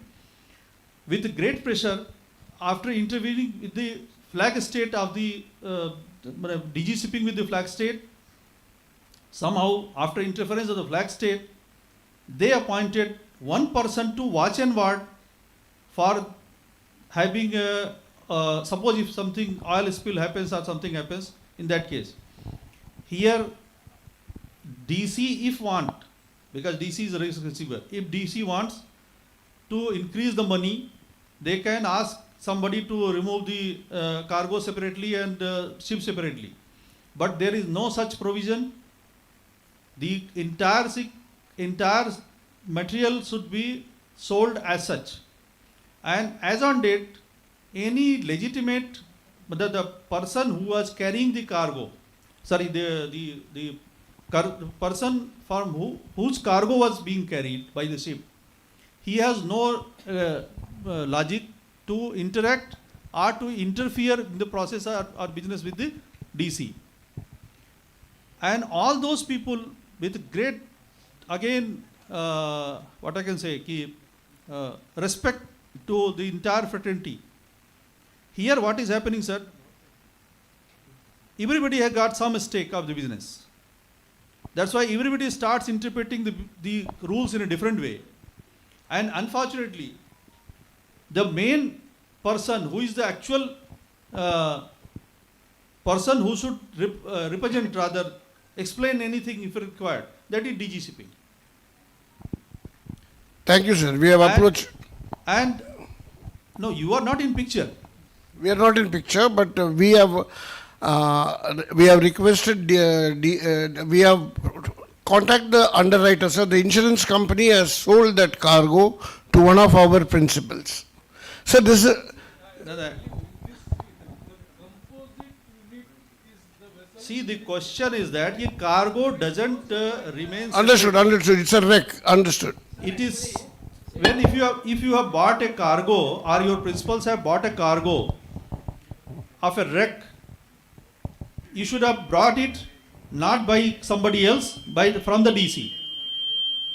Sir, one more thing, one suggestion is there. Actually, the owner discard that cargo, everybody discard, and there is final authority, that P&I, if they are going to give that whatever compensation, then if they give agreement, then this cargo matters can be discussed and sorted out, but May I- not may the I- hull and may- machinery. May I again know your identity, please?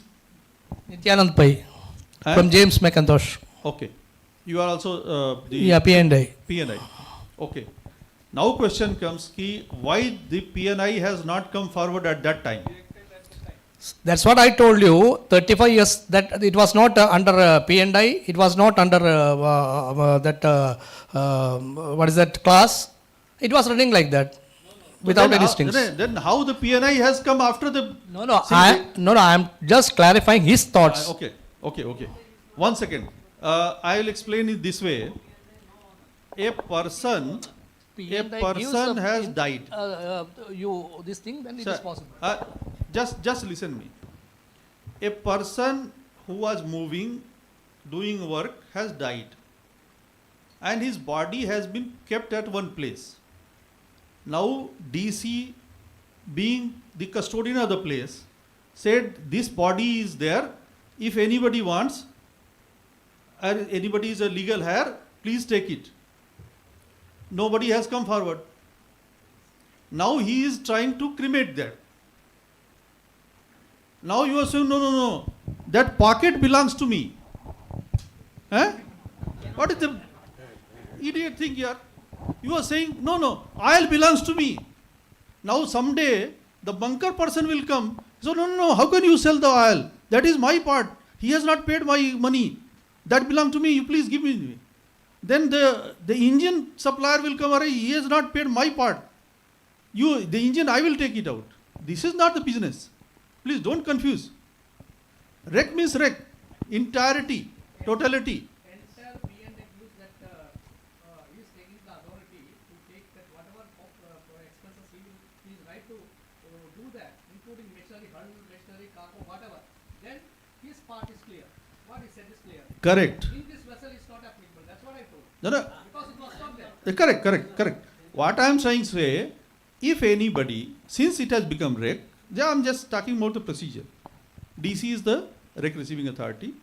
DC has asked who can take, if anybody is willing to take the rec. Again I am saying, in totality, remove the vessel, take it to wherever you want. Take it, bring it, make it into pieces, sell it at different countries, please bother. Remove the wreck from my place. That is the main purpose, without causing any effect on the environment. And if that is not possible, if somebody says, no, leg is mine, hand is mine, so this is not the case. Question is that he is not there to cut the pieces and distribute everything. No.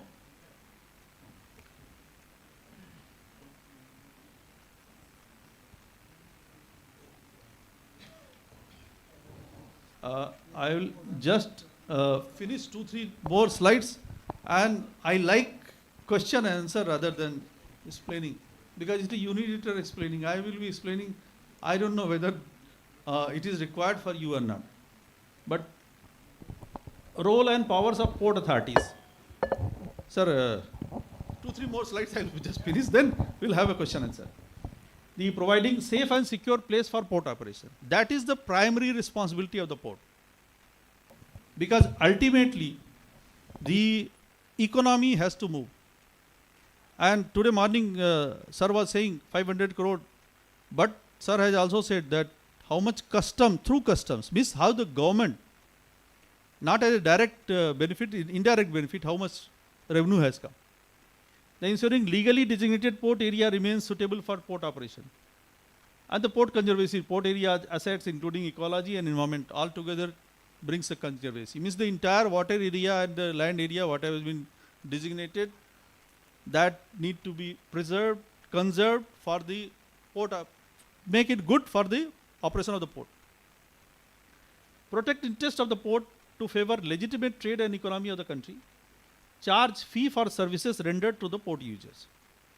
Here, since the government has created this entity as a authority with some regulatory powers, but the basic purpose is to earn money. So that's why everything is chargeable. Nothing is free of cost. empowered to take penal action, empowered to regain, restore areas, assets, and take all legal actions to ensure that, sir, Chairman, sir, whatever I said about the DC, about this cargo, same thing applies to the port if it is in the port.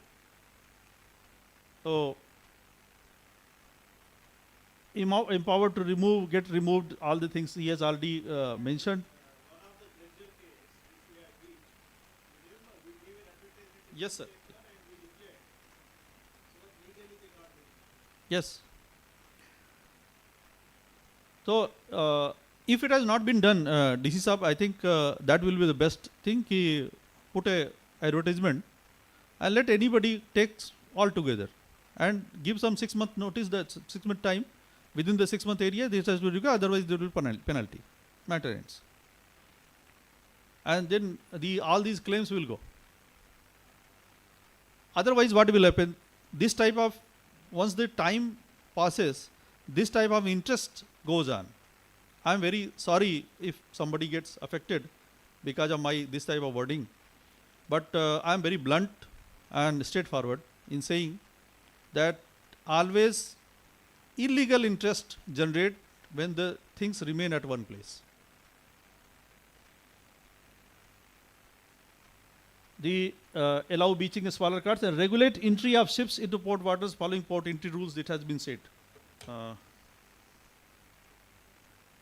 I think I have already covered, but even then, this MMD and DGS, one good thing many people may be knowing, the old people, that DGS came later, MMD is older.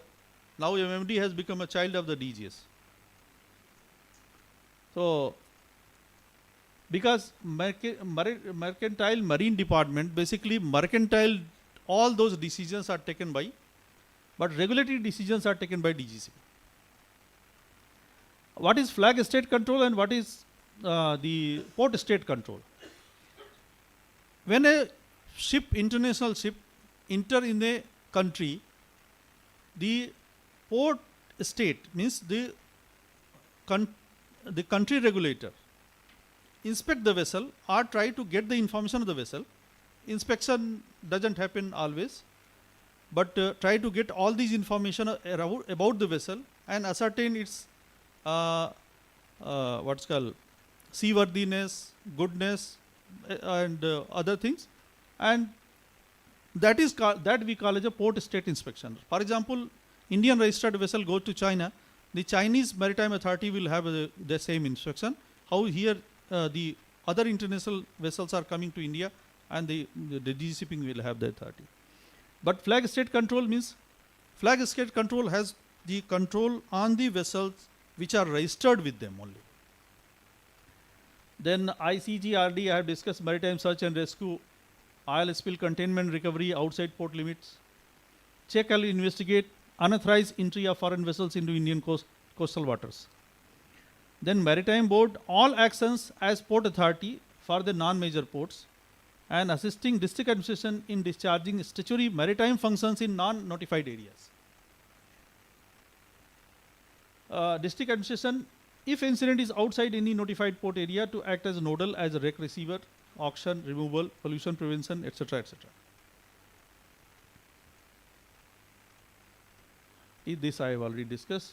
Mangalore coast, sir, here, if you see, Mangalore is here. If you see the Gulf of Aden from their side, if you are coming out, this is the nearest coast, and because of the flat coast, the ships have tendency to drag, or rather to drag voluntarily towards the coast if they want. Because if they reach here near Cochin, the free water area is less. By the time they reaches near the Kochi port, you will have lot of areas which has been notified. So I can say that the free zone available here is better, and you see the concentration is more here. So those are this just 12 nautical mile away, it is international water. So any vessel which is passing through this, they have the tendency towards, if they have got any real problem, they will not come to Mangalore. They will never come to Mangalore, because Mangalore has nothing to help. If they have got real problem, they will go to Gujarat or to Cochin. So if somebody is trying to come to Mangalore for getting help, certainly he is not with the private intention.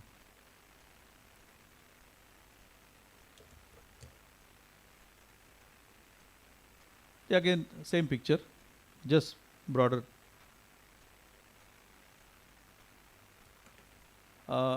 Since all of you are aware, I don't want to just say this, since it is a straight coast, lot of natural eventualities always happens here. Because a straight coast and with a artificial breakwater, somehow it has been made a major port here. And I think, sir, this is the youngest major port. Achha, yes, but that is not, that is a company. Come.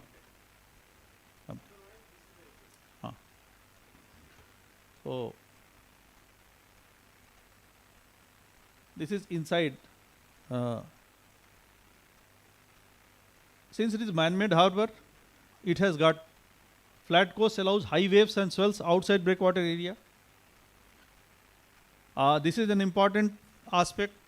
If in a monsoon area, monsoon season, if NMPA tries to help out somebody outside harbor area, it will not be possible. And again, bringing a sick person without a doctor in your house is difficult. Means you are inviting a tragedy in your house.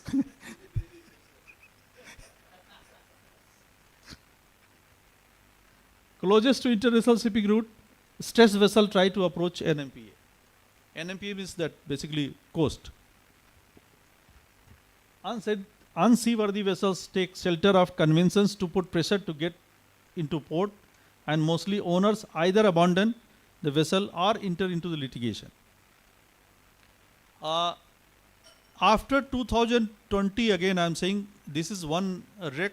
Secondly, because of the IMO convention on fuel and EU notification, then US notifications, all these old vessels which are more than 22 years old, they all will be scrapped in India or Indian waters or in Asian waters, I can say, in next 10 years. By bringing like this, because legally they can't come. And unfortunately, some there is some revenue in this business also. So, the bad saying, but I'm just taking liberty to say, because if you start from birth to death, at every step there is a business. From giving birth, the what's called shipyards, they earn, and death means the recycling yards or the ultimately submergence. Everybody is trying to take the money out of that. These other things are okay, because the sir has done very good exercise for the SOP to deal with unseaworthy vessels, especially to protect port.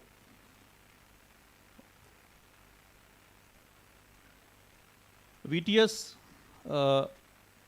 in other ports like Mumbai and Cochin, there also VTS is operating. They have their own role. But here VTS is very important because it can be of use for other agencies also which want to take help to keep the coast safe. I feel everything will be good, sir. Thank you, sir. Thank you for inviting me here. Thank you, sir, for sharing insight on how to address the maritime accident adversary with example. Can we have one or two questions? Due to paucity of time, we'll have only two. Yes, questions. yes, please. If you have any, otherwise we'll move on. I am available here. Even at last also, if you want, I will be ready to question. Thanks, sir. Thank you very much, sir. May I request our Deputy Chairman, sir, KG Nasir, to hand over a memento to Dr. R.D. Tripathi.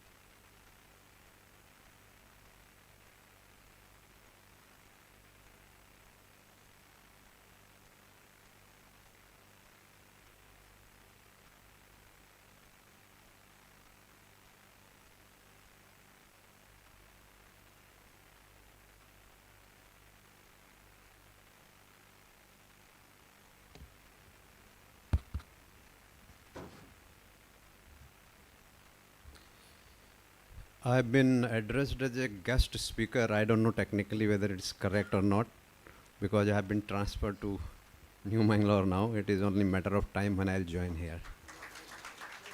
So anyway, for the time being, I'm a guest. So our respected Deputy Chairman, KG Nath Saab, under whom I have worked in Mumbai Port, other NMPA port officials, stakeholders, and especially Saubhagya for giving me this opportunity to come and speak on today's subject. You all are with us. Everybody remembers what the subject is today's 7? Yes? You remember? Okay, because more was spoken by the chairman in the very beginning. We were not told exactly what area to be covered. Rest all, Dr. Tripathi did the needful. He has spoken whatever I had prepared. In fact, he had a liberty to say that chairman sahab has already spoken. I cannot speak that also. So that dialogue has been also taken away by Dr. Tripathi. When the card came, actually my name was up. So I thought, okay, I will get the first chance to speak because patient, as a port we are mostly patient. Ministry is the doctor. So first the patient should have spoken, then the doctor, but here other way around happened. Doctor spoke first, now the patient is speaking. Nevertheless, what I am going to do, I am not just like in the court you say, no, I Bhagavad Gita पे हाथ रख के कहता हूँ जो भी कहूँगा सत्य कहूँगा. Similarly, I am telling you, nothing has been taken from ChatGPT, nothing from the internet. Everything what I have experienced personally during my 30 years of this experience. Hopefully there will be few incidents which will be, you can relate with the subject today, and it might give you a food for thought for taking decision in future. Hopefully everybody understand maritime adversities, because what had happened today morning, very fresh, I was coming by the train. So there was one couple who was traveling on the side berths. So when New Mangalore was very close, train was little late. So when I got down, I saw one pine cone. You people have seen pine cone, which is found in Uttarakhand or Himachal. It is a dry piece of souvenir when you come to Himachal or you buy it. हमारे यहाँ theta बोलते हैं उसको. पाठक साहब will know it. So when I saw it, I said, wow. I said, are you coming from Uttarakhand? So that lady say, not really Uttarakhand, but somewhat. I'm coming from Palampur, that is in Himachal. I said, yeah, geographically both are same. Yes, we name it differently. So I said, how did you like that place? She said, it was very good. And then I said, you went there for leisure, trekking or what? She said, no, I had to attend one workshop. I am newly married. His husband was still sleeping up. So she said, we attended a workshop, conscious communication. So when she spoke about the subject conscious communication, I was little wonderstruck whether it is about spirituality or it is about something to do with today's, artificial intelligence. So I asked her, I said, can you elaborate little more what workshop this was? She said, it was both, like, it was spiritual also, as well as, how to, for the newly married couple, how to keep the marriage going and without any troubles and all. So I said, incidentally, I am also going for a workshop. So she said, what's about? I said, it is Maritime, Adversities, and I could finish the whole thing, stakeholders and all. She said, oh, is it about the post-marriage disasters? I said, no. It is not that Maritime Adversities. Even Brahmaji cannot conduct a workshop for that. So leave alone me. So hopefully you all understand it is not that Maritime Adversities, it is something else. Okay, so all said and done, people said we should not, chairman also said, we should tell them no, but that does not happen always.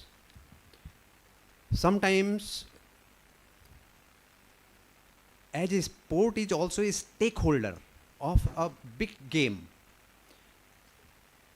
As Dr. Tripathi had rightly said, he said if the owner is Indian owner and it is recommended by the DG Shipping, I'm going to tell you one case of my port where it has happened and how it ultimately turned out to be.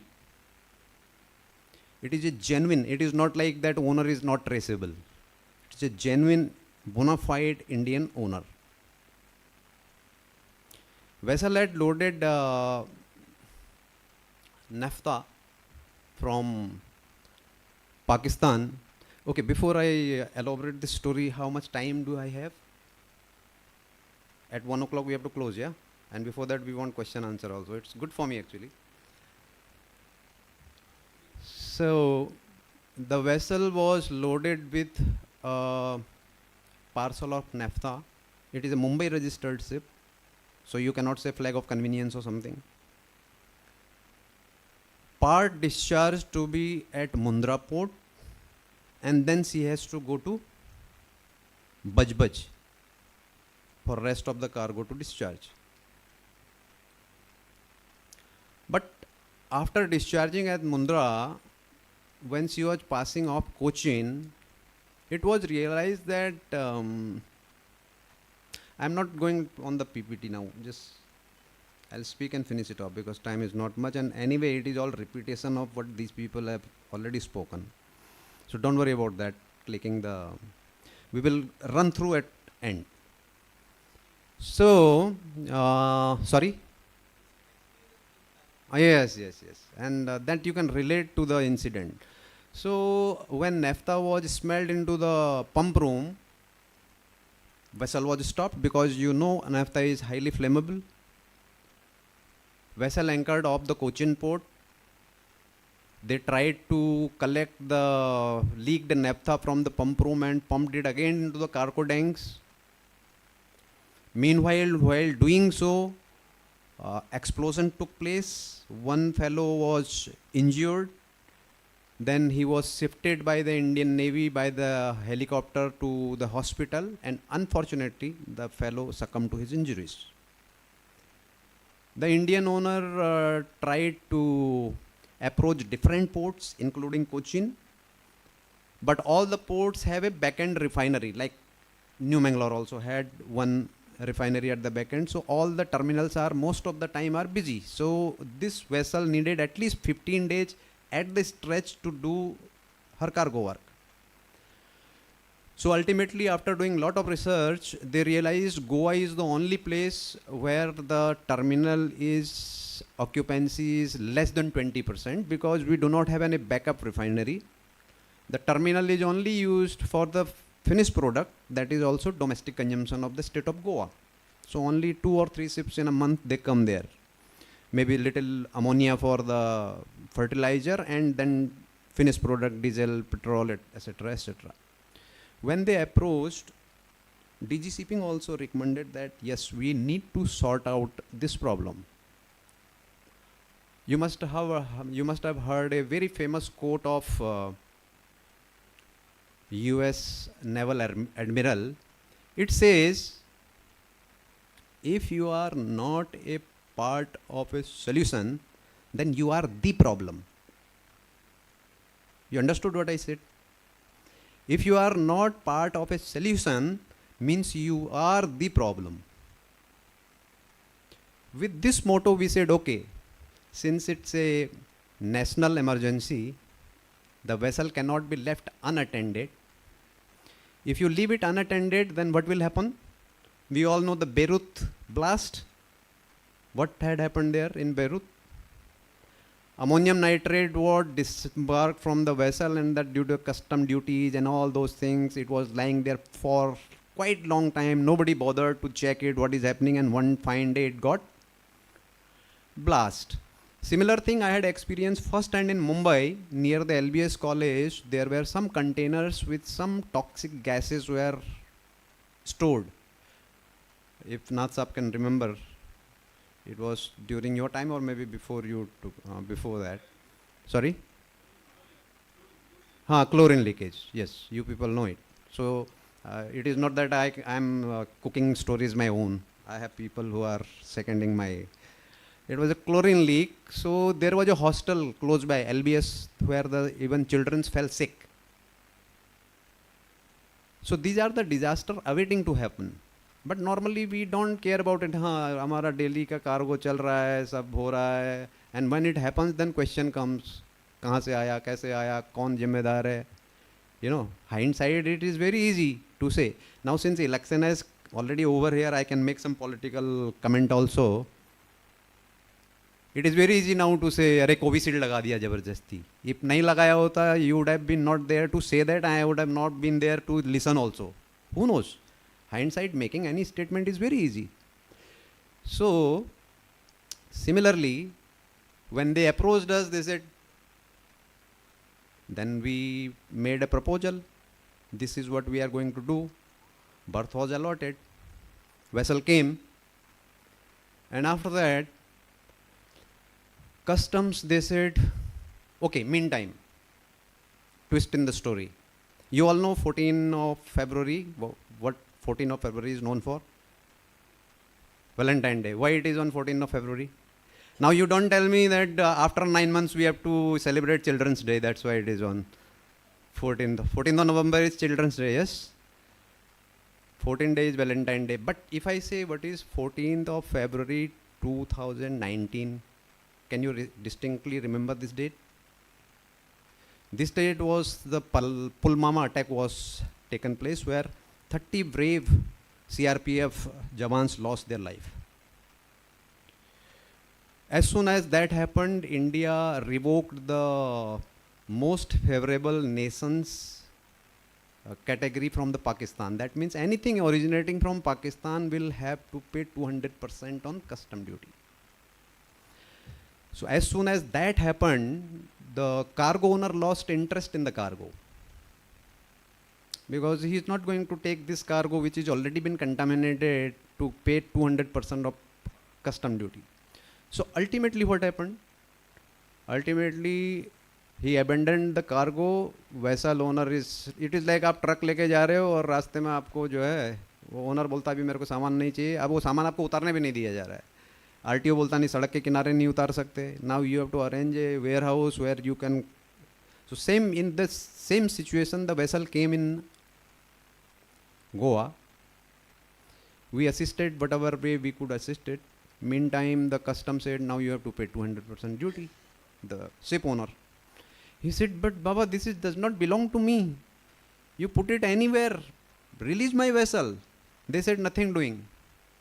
If this cargo has to come to India, you have to pay 200% duty. He said, I cannot pay.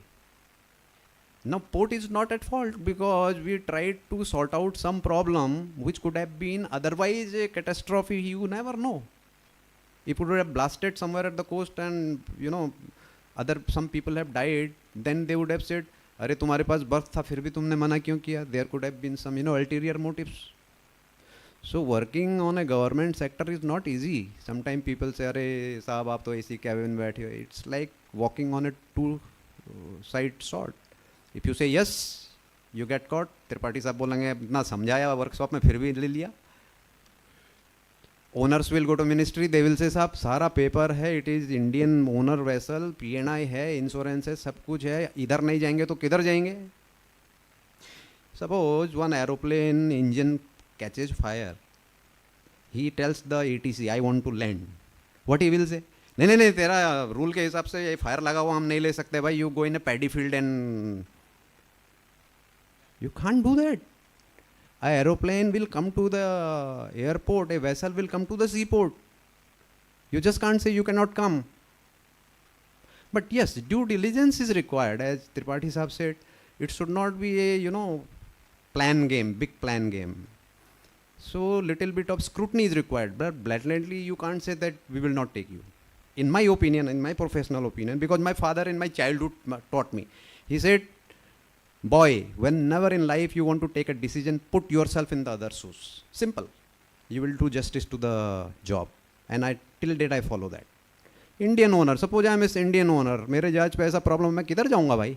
I cannot take you to Pakistan or Bangladesh. I have to come to my country. And there are DCs like Patnaik Saab, Joshi Saab, they will say, नहीं नहीं हम नहीं लेगा तेरा जहाज. I'm just giving example. Huh? I can speak because he's my good friend and I'm telling to myself. I have not spoken any word. So you can't do that. You have to help the industry within the given framework. So okay, all said and done. Then when the custom did not budge, this vessel was shifted to outer anchorage. And to our bad luck, there was a cyclone Kyar. It was, you might not be aware of because you did not face it. It got generated off Goa coast.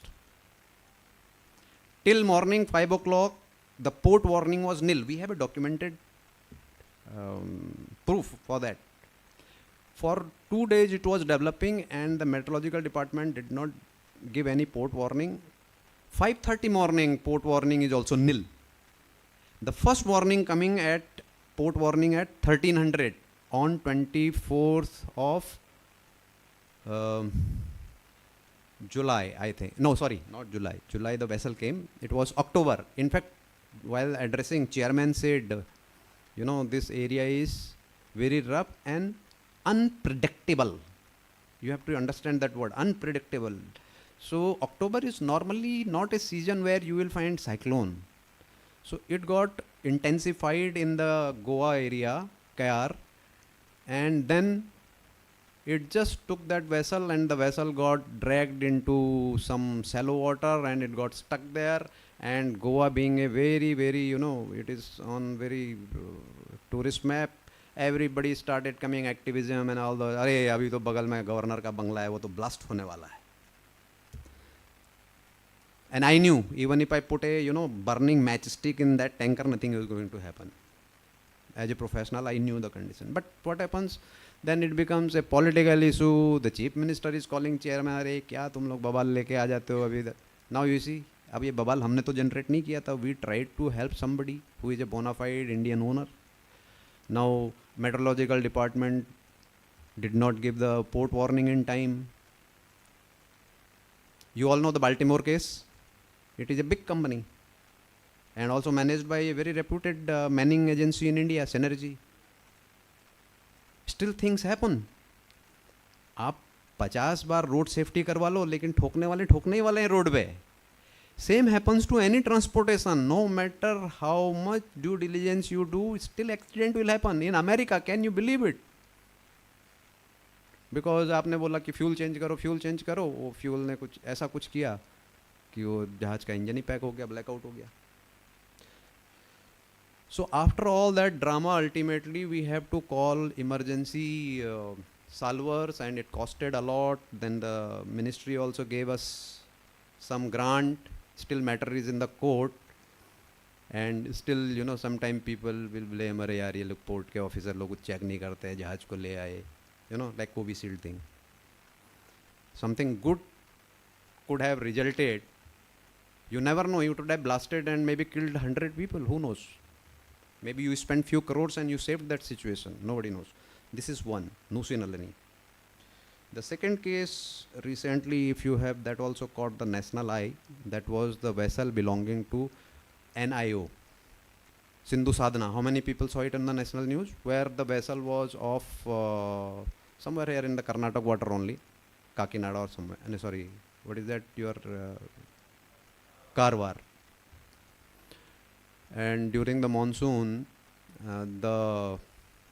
they had come from the dry dock, and one of the tank had some muck or something which got mixed up with their fuel, and that it came into the engine, fuel injecting pump, and the whole ship got blackout, and it was about to ground. Meantime, the Coast Guard did a fantastic job. They pulled it out from there, and then they brought it to the port. Again, when it was bringing to the port, everybody said, "Arey, फिर से आ गया." No, again something will happen. But luckily here, because government was involved, owner was also government, so nothing much happened. Why I am sharing this story? The worth of that vessel was, including the data, equipment, scientists. There were 36 people on board, 8 scientists and rest of the crew. The total cost of that whole project was 700 crore rupees, which is exactly the cost of Chandrayaan 3 at that time. So sometimes you are compelled to do such kind of operation which you might not like. Now what happens, especially that Nusi Nalini case, my other colleagues, they said, "अरे हमारे यहाँ भी आया था, हमने मना कर दिया." But that is not a good attitude to work. हम भी मना कर सकते हैं. गवर्नमेंट से मेरे को उतना ही तनख्वाह मिलने वाला है जितना मेरा बेसिक सैलरी है, और उसमें थोड़ा बहुत कैफेटेरिया और सब जुड़ जाड़ के जो मिलता है. मैं किसी को हाँ कहूँ या ना कहूँ, मेरा सैलरी नहीं बढ़ने वाला है. But the thing is, then why the officers are been placed? Then we can put computer. Nowadays artificial intelligence has come. Put some computer, they will say, okay, blah blah blah, Tripathi साहब ने ये rule बताए, भर दो, हाँ ना, खत्म. Discretion is required. It is, nothing is black or white. There is something gray. You have, that's why the government is paying us such a handsome salary to take some responsibility and make the ease of business. Her cheese computer या robot से आप नहीं करवा सकते हैं. So I might disagree on few things on maybe with chairman also, और जो त्रिपाठी जी ने कहा, I might disagree on that also, because I am an individual professional. I take my calls. But we have to see that whatever call you are taking is professionally sound and in sync with the thought process of the nation. Otherwise, saying no to everyone is very easy, I'll tell you. Okay, so these are the two. There are many more, but I have a limitation of time. So somebody came from laptop, somebody came from something. I'm from north. We make this purchi. You must have the 12th fail. ये नहीं बनाएंगे तो मज़ा नहीं आता है. वो use करें नहीं करें बात की बात है, पुर्ची बनाना जरूरी है.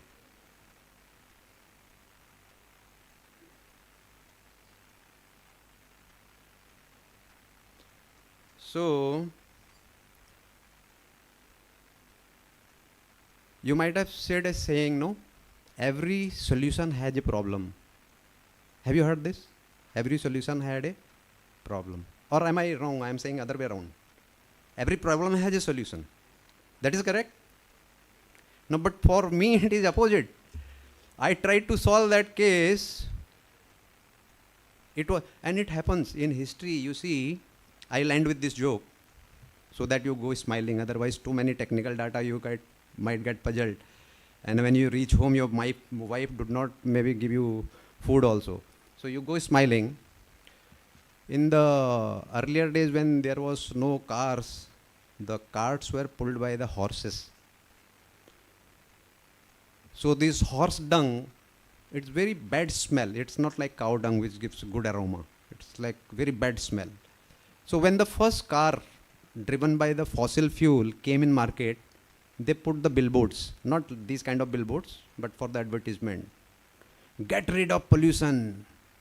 Use petrol cars or diesel car, whatever they have discovered that time. So they found out what solution problem.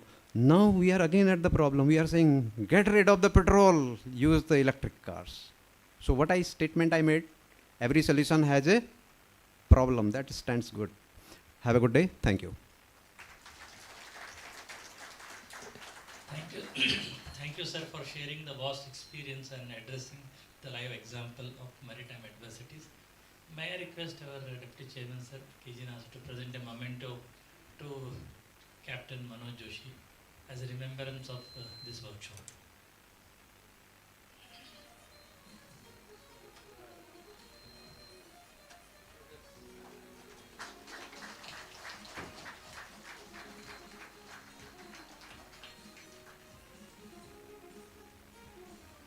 Friends, for the successful conduct of this special event, many minds and hands have contributed. Now it is time to say thanks to those. May I request Captain Shailendra Kumar, Harbour Master, to acknowledge them.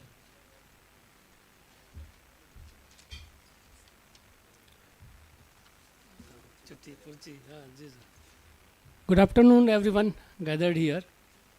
Respected Chairman Sir, Deputy Chairman Sir, R.D. Tripathi Sir, Captain Joshi Sir, Captain S.R. Patnaik Sir, all port users, HODs, and my colleagues, I am deem it a great honor and privilege to have opportunity to present a vote of thanks on today's function. First of all, thank God to Chairman Sir for presiding over this function and his enlightening us about maritime advocacy, role of the various stakeholders. Our special thanks goes to Deputy Commissioner Dakshin Kannada, Sri Mulai Mulihan Sir, for accepting our invitation to be chief guest of today's function, and he given thought-provoking speech. I also express my gratitude to our Deputy Chairman Sri K.G. Nath Sir for attending today's function.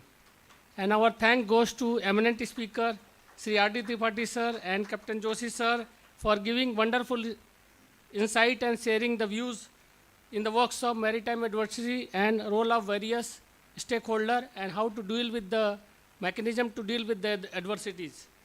I am grateful to our respected Deputy Conservator, Captain S.R. Patnaik Sir, for guidance and direction for today's function. On behalf of NMPA, I take this opportunity to thank all port users, stakeholders, HOD, my dear colleague, for their esteemed presence in the gathering and taking time out from their busy schedule. And last but not least, thank goes to members of organizing committee and Hotel Taj Vivanta for wholeheartedly involving themselves towards success of this function. Before concluding, I thank one and all for being here, gathered here. Thank you so much. Mr. Pai, want to say something? Yeah, okay.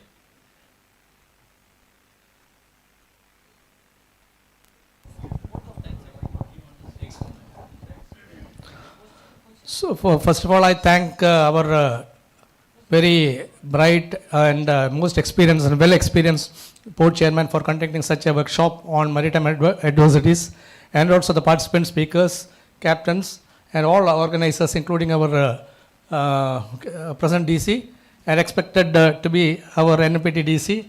So everybody I am thanking in this this occasion. But at the same time, I just want to point out one thing. As we are the service providers, so we are sandwiched between port officials and what do you call that, the stakeholders, main stakeholders. Because a lot of things are happening in port. What the captain has told us, NLP, started from 2000 November onwards. But so many things are adding up, but there is no proper solution or proper program on that.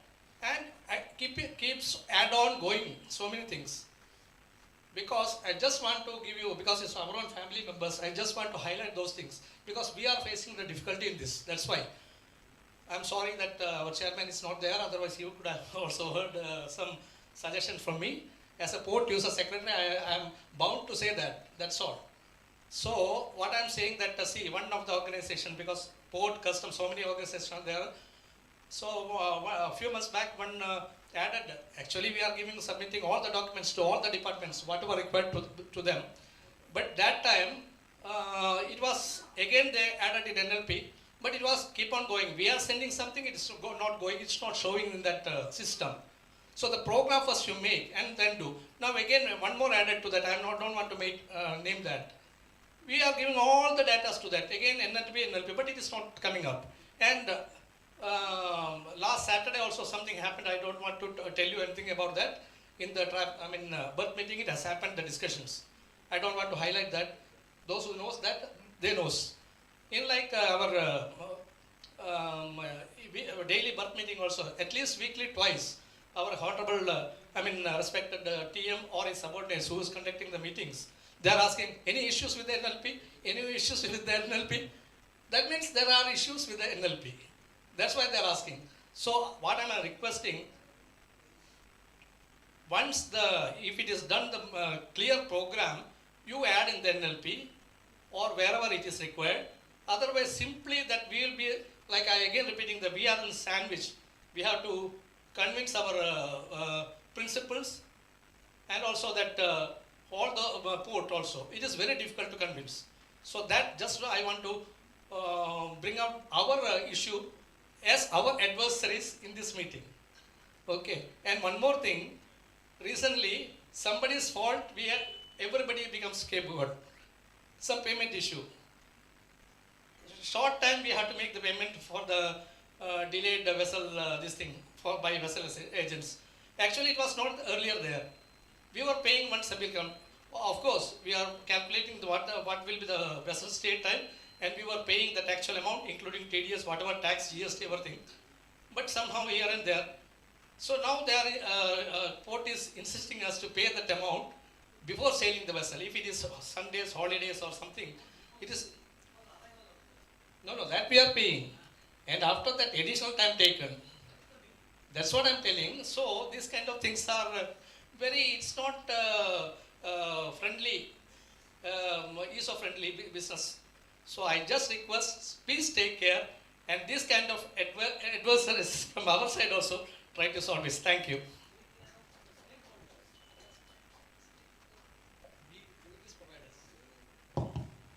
I thank Mr. Nityananda Pai for the valuable suggestions.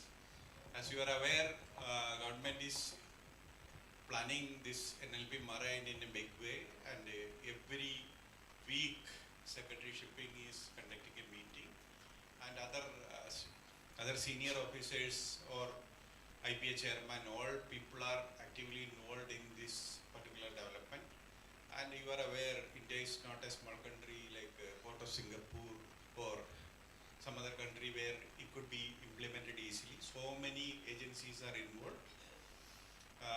You are not only the sandwich people. It is that sandwich is having multiple layers. We are also one. So it will be solved. It will be solved, and any major thing will have its own time. So let us wait for a little bit. NLP Marine is going to happen in a very meticulous manner so that all the stakeholders will be latched into this particular fantastic e-platform which will be giving the solutions. And I thank each one of you for gracing this occasion, and our food is ready. all are welcome to have the food. And other issues we will sort out on the sidelines. Thank you.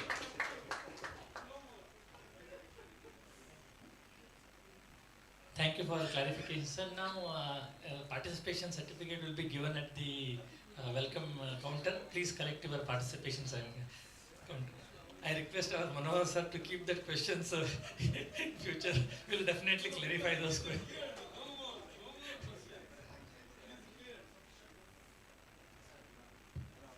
All are requested to collect their participation certificate at the welcome counter, please, and have food.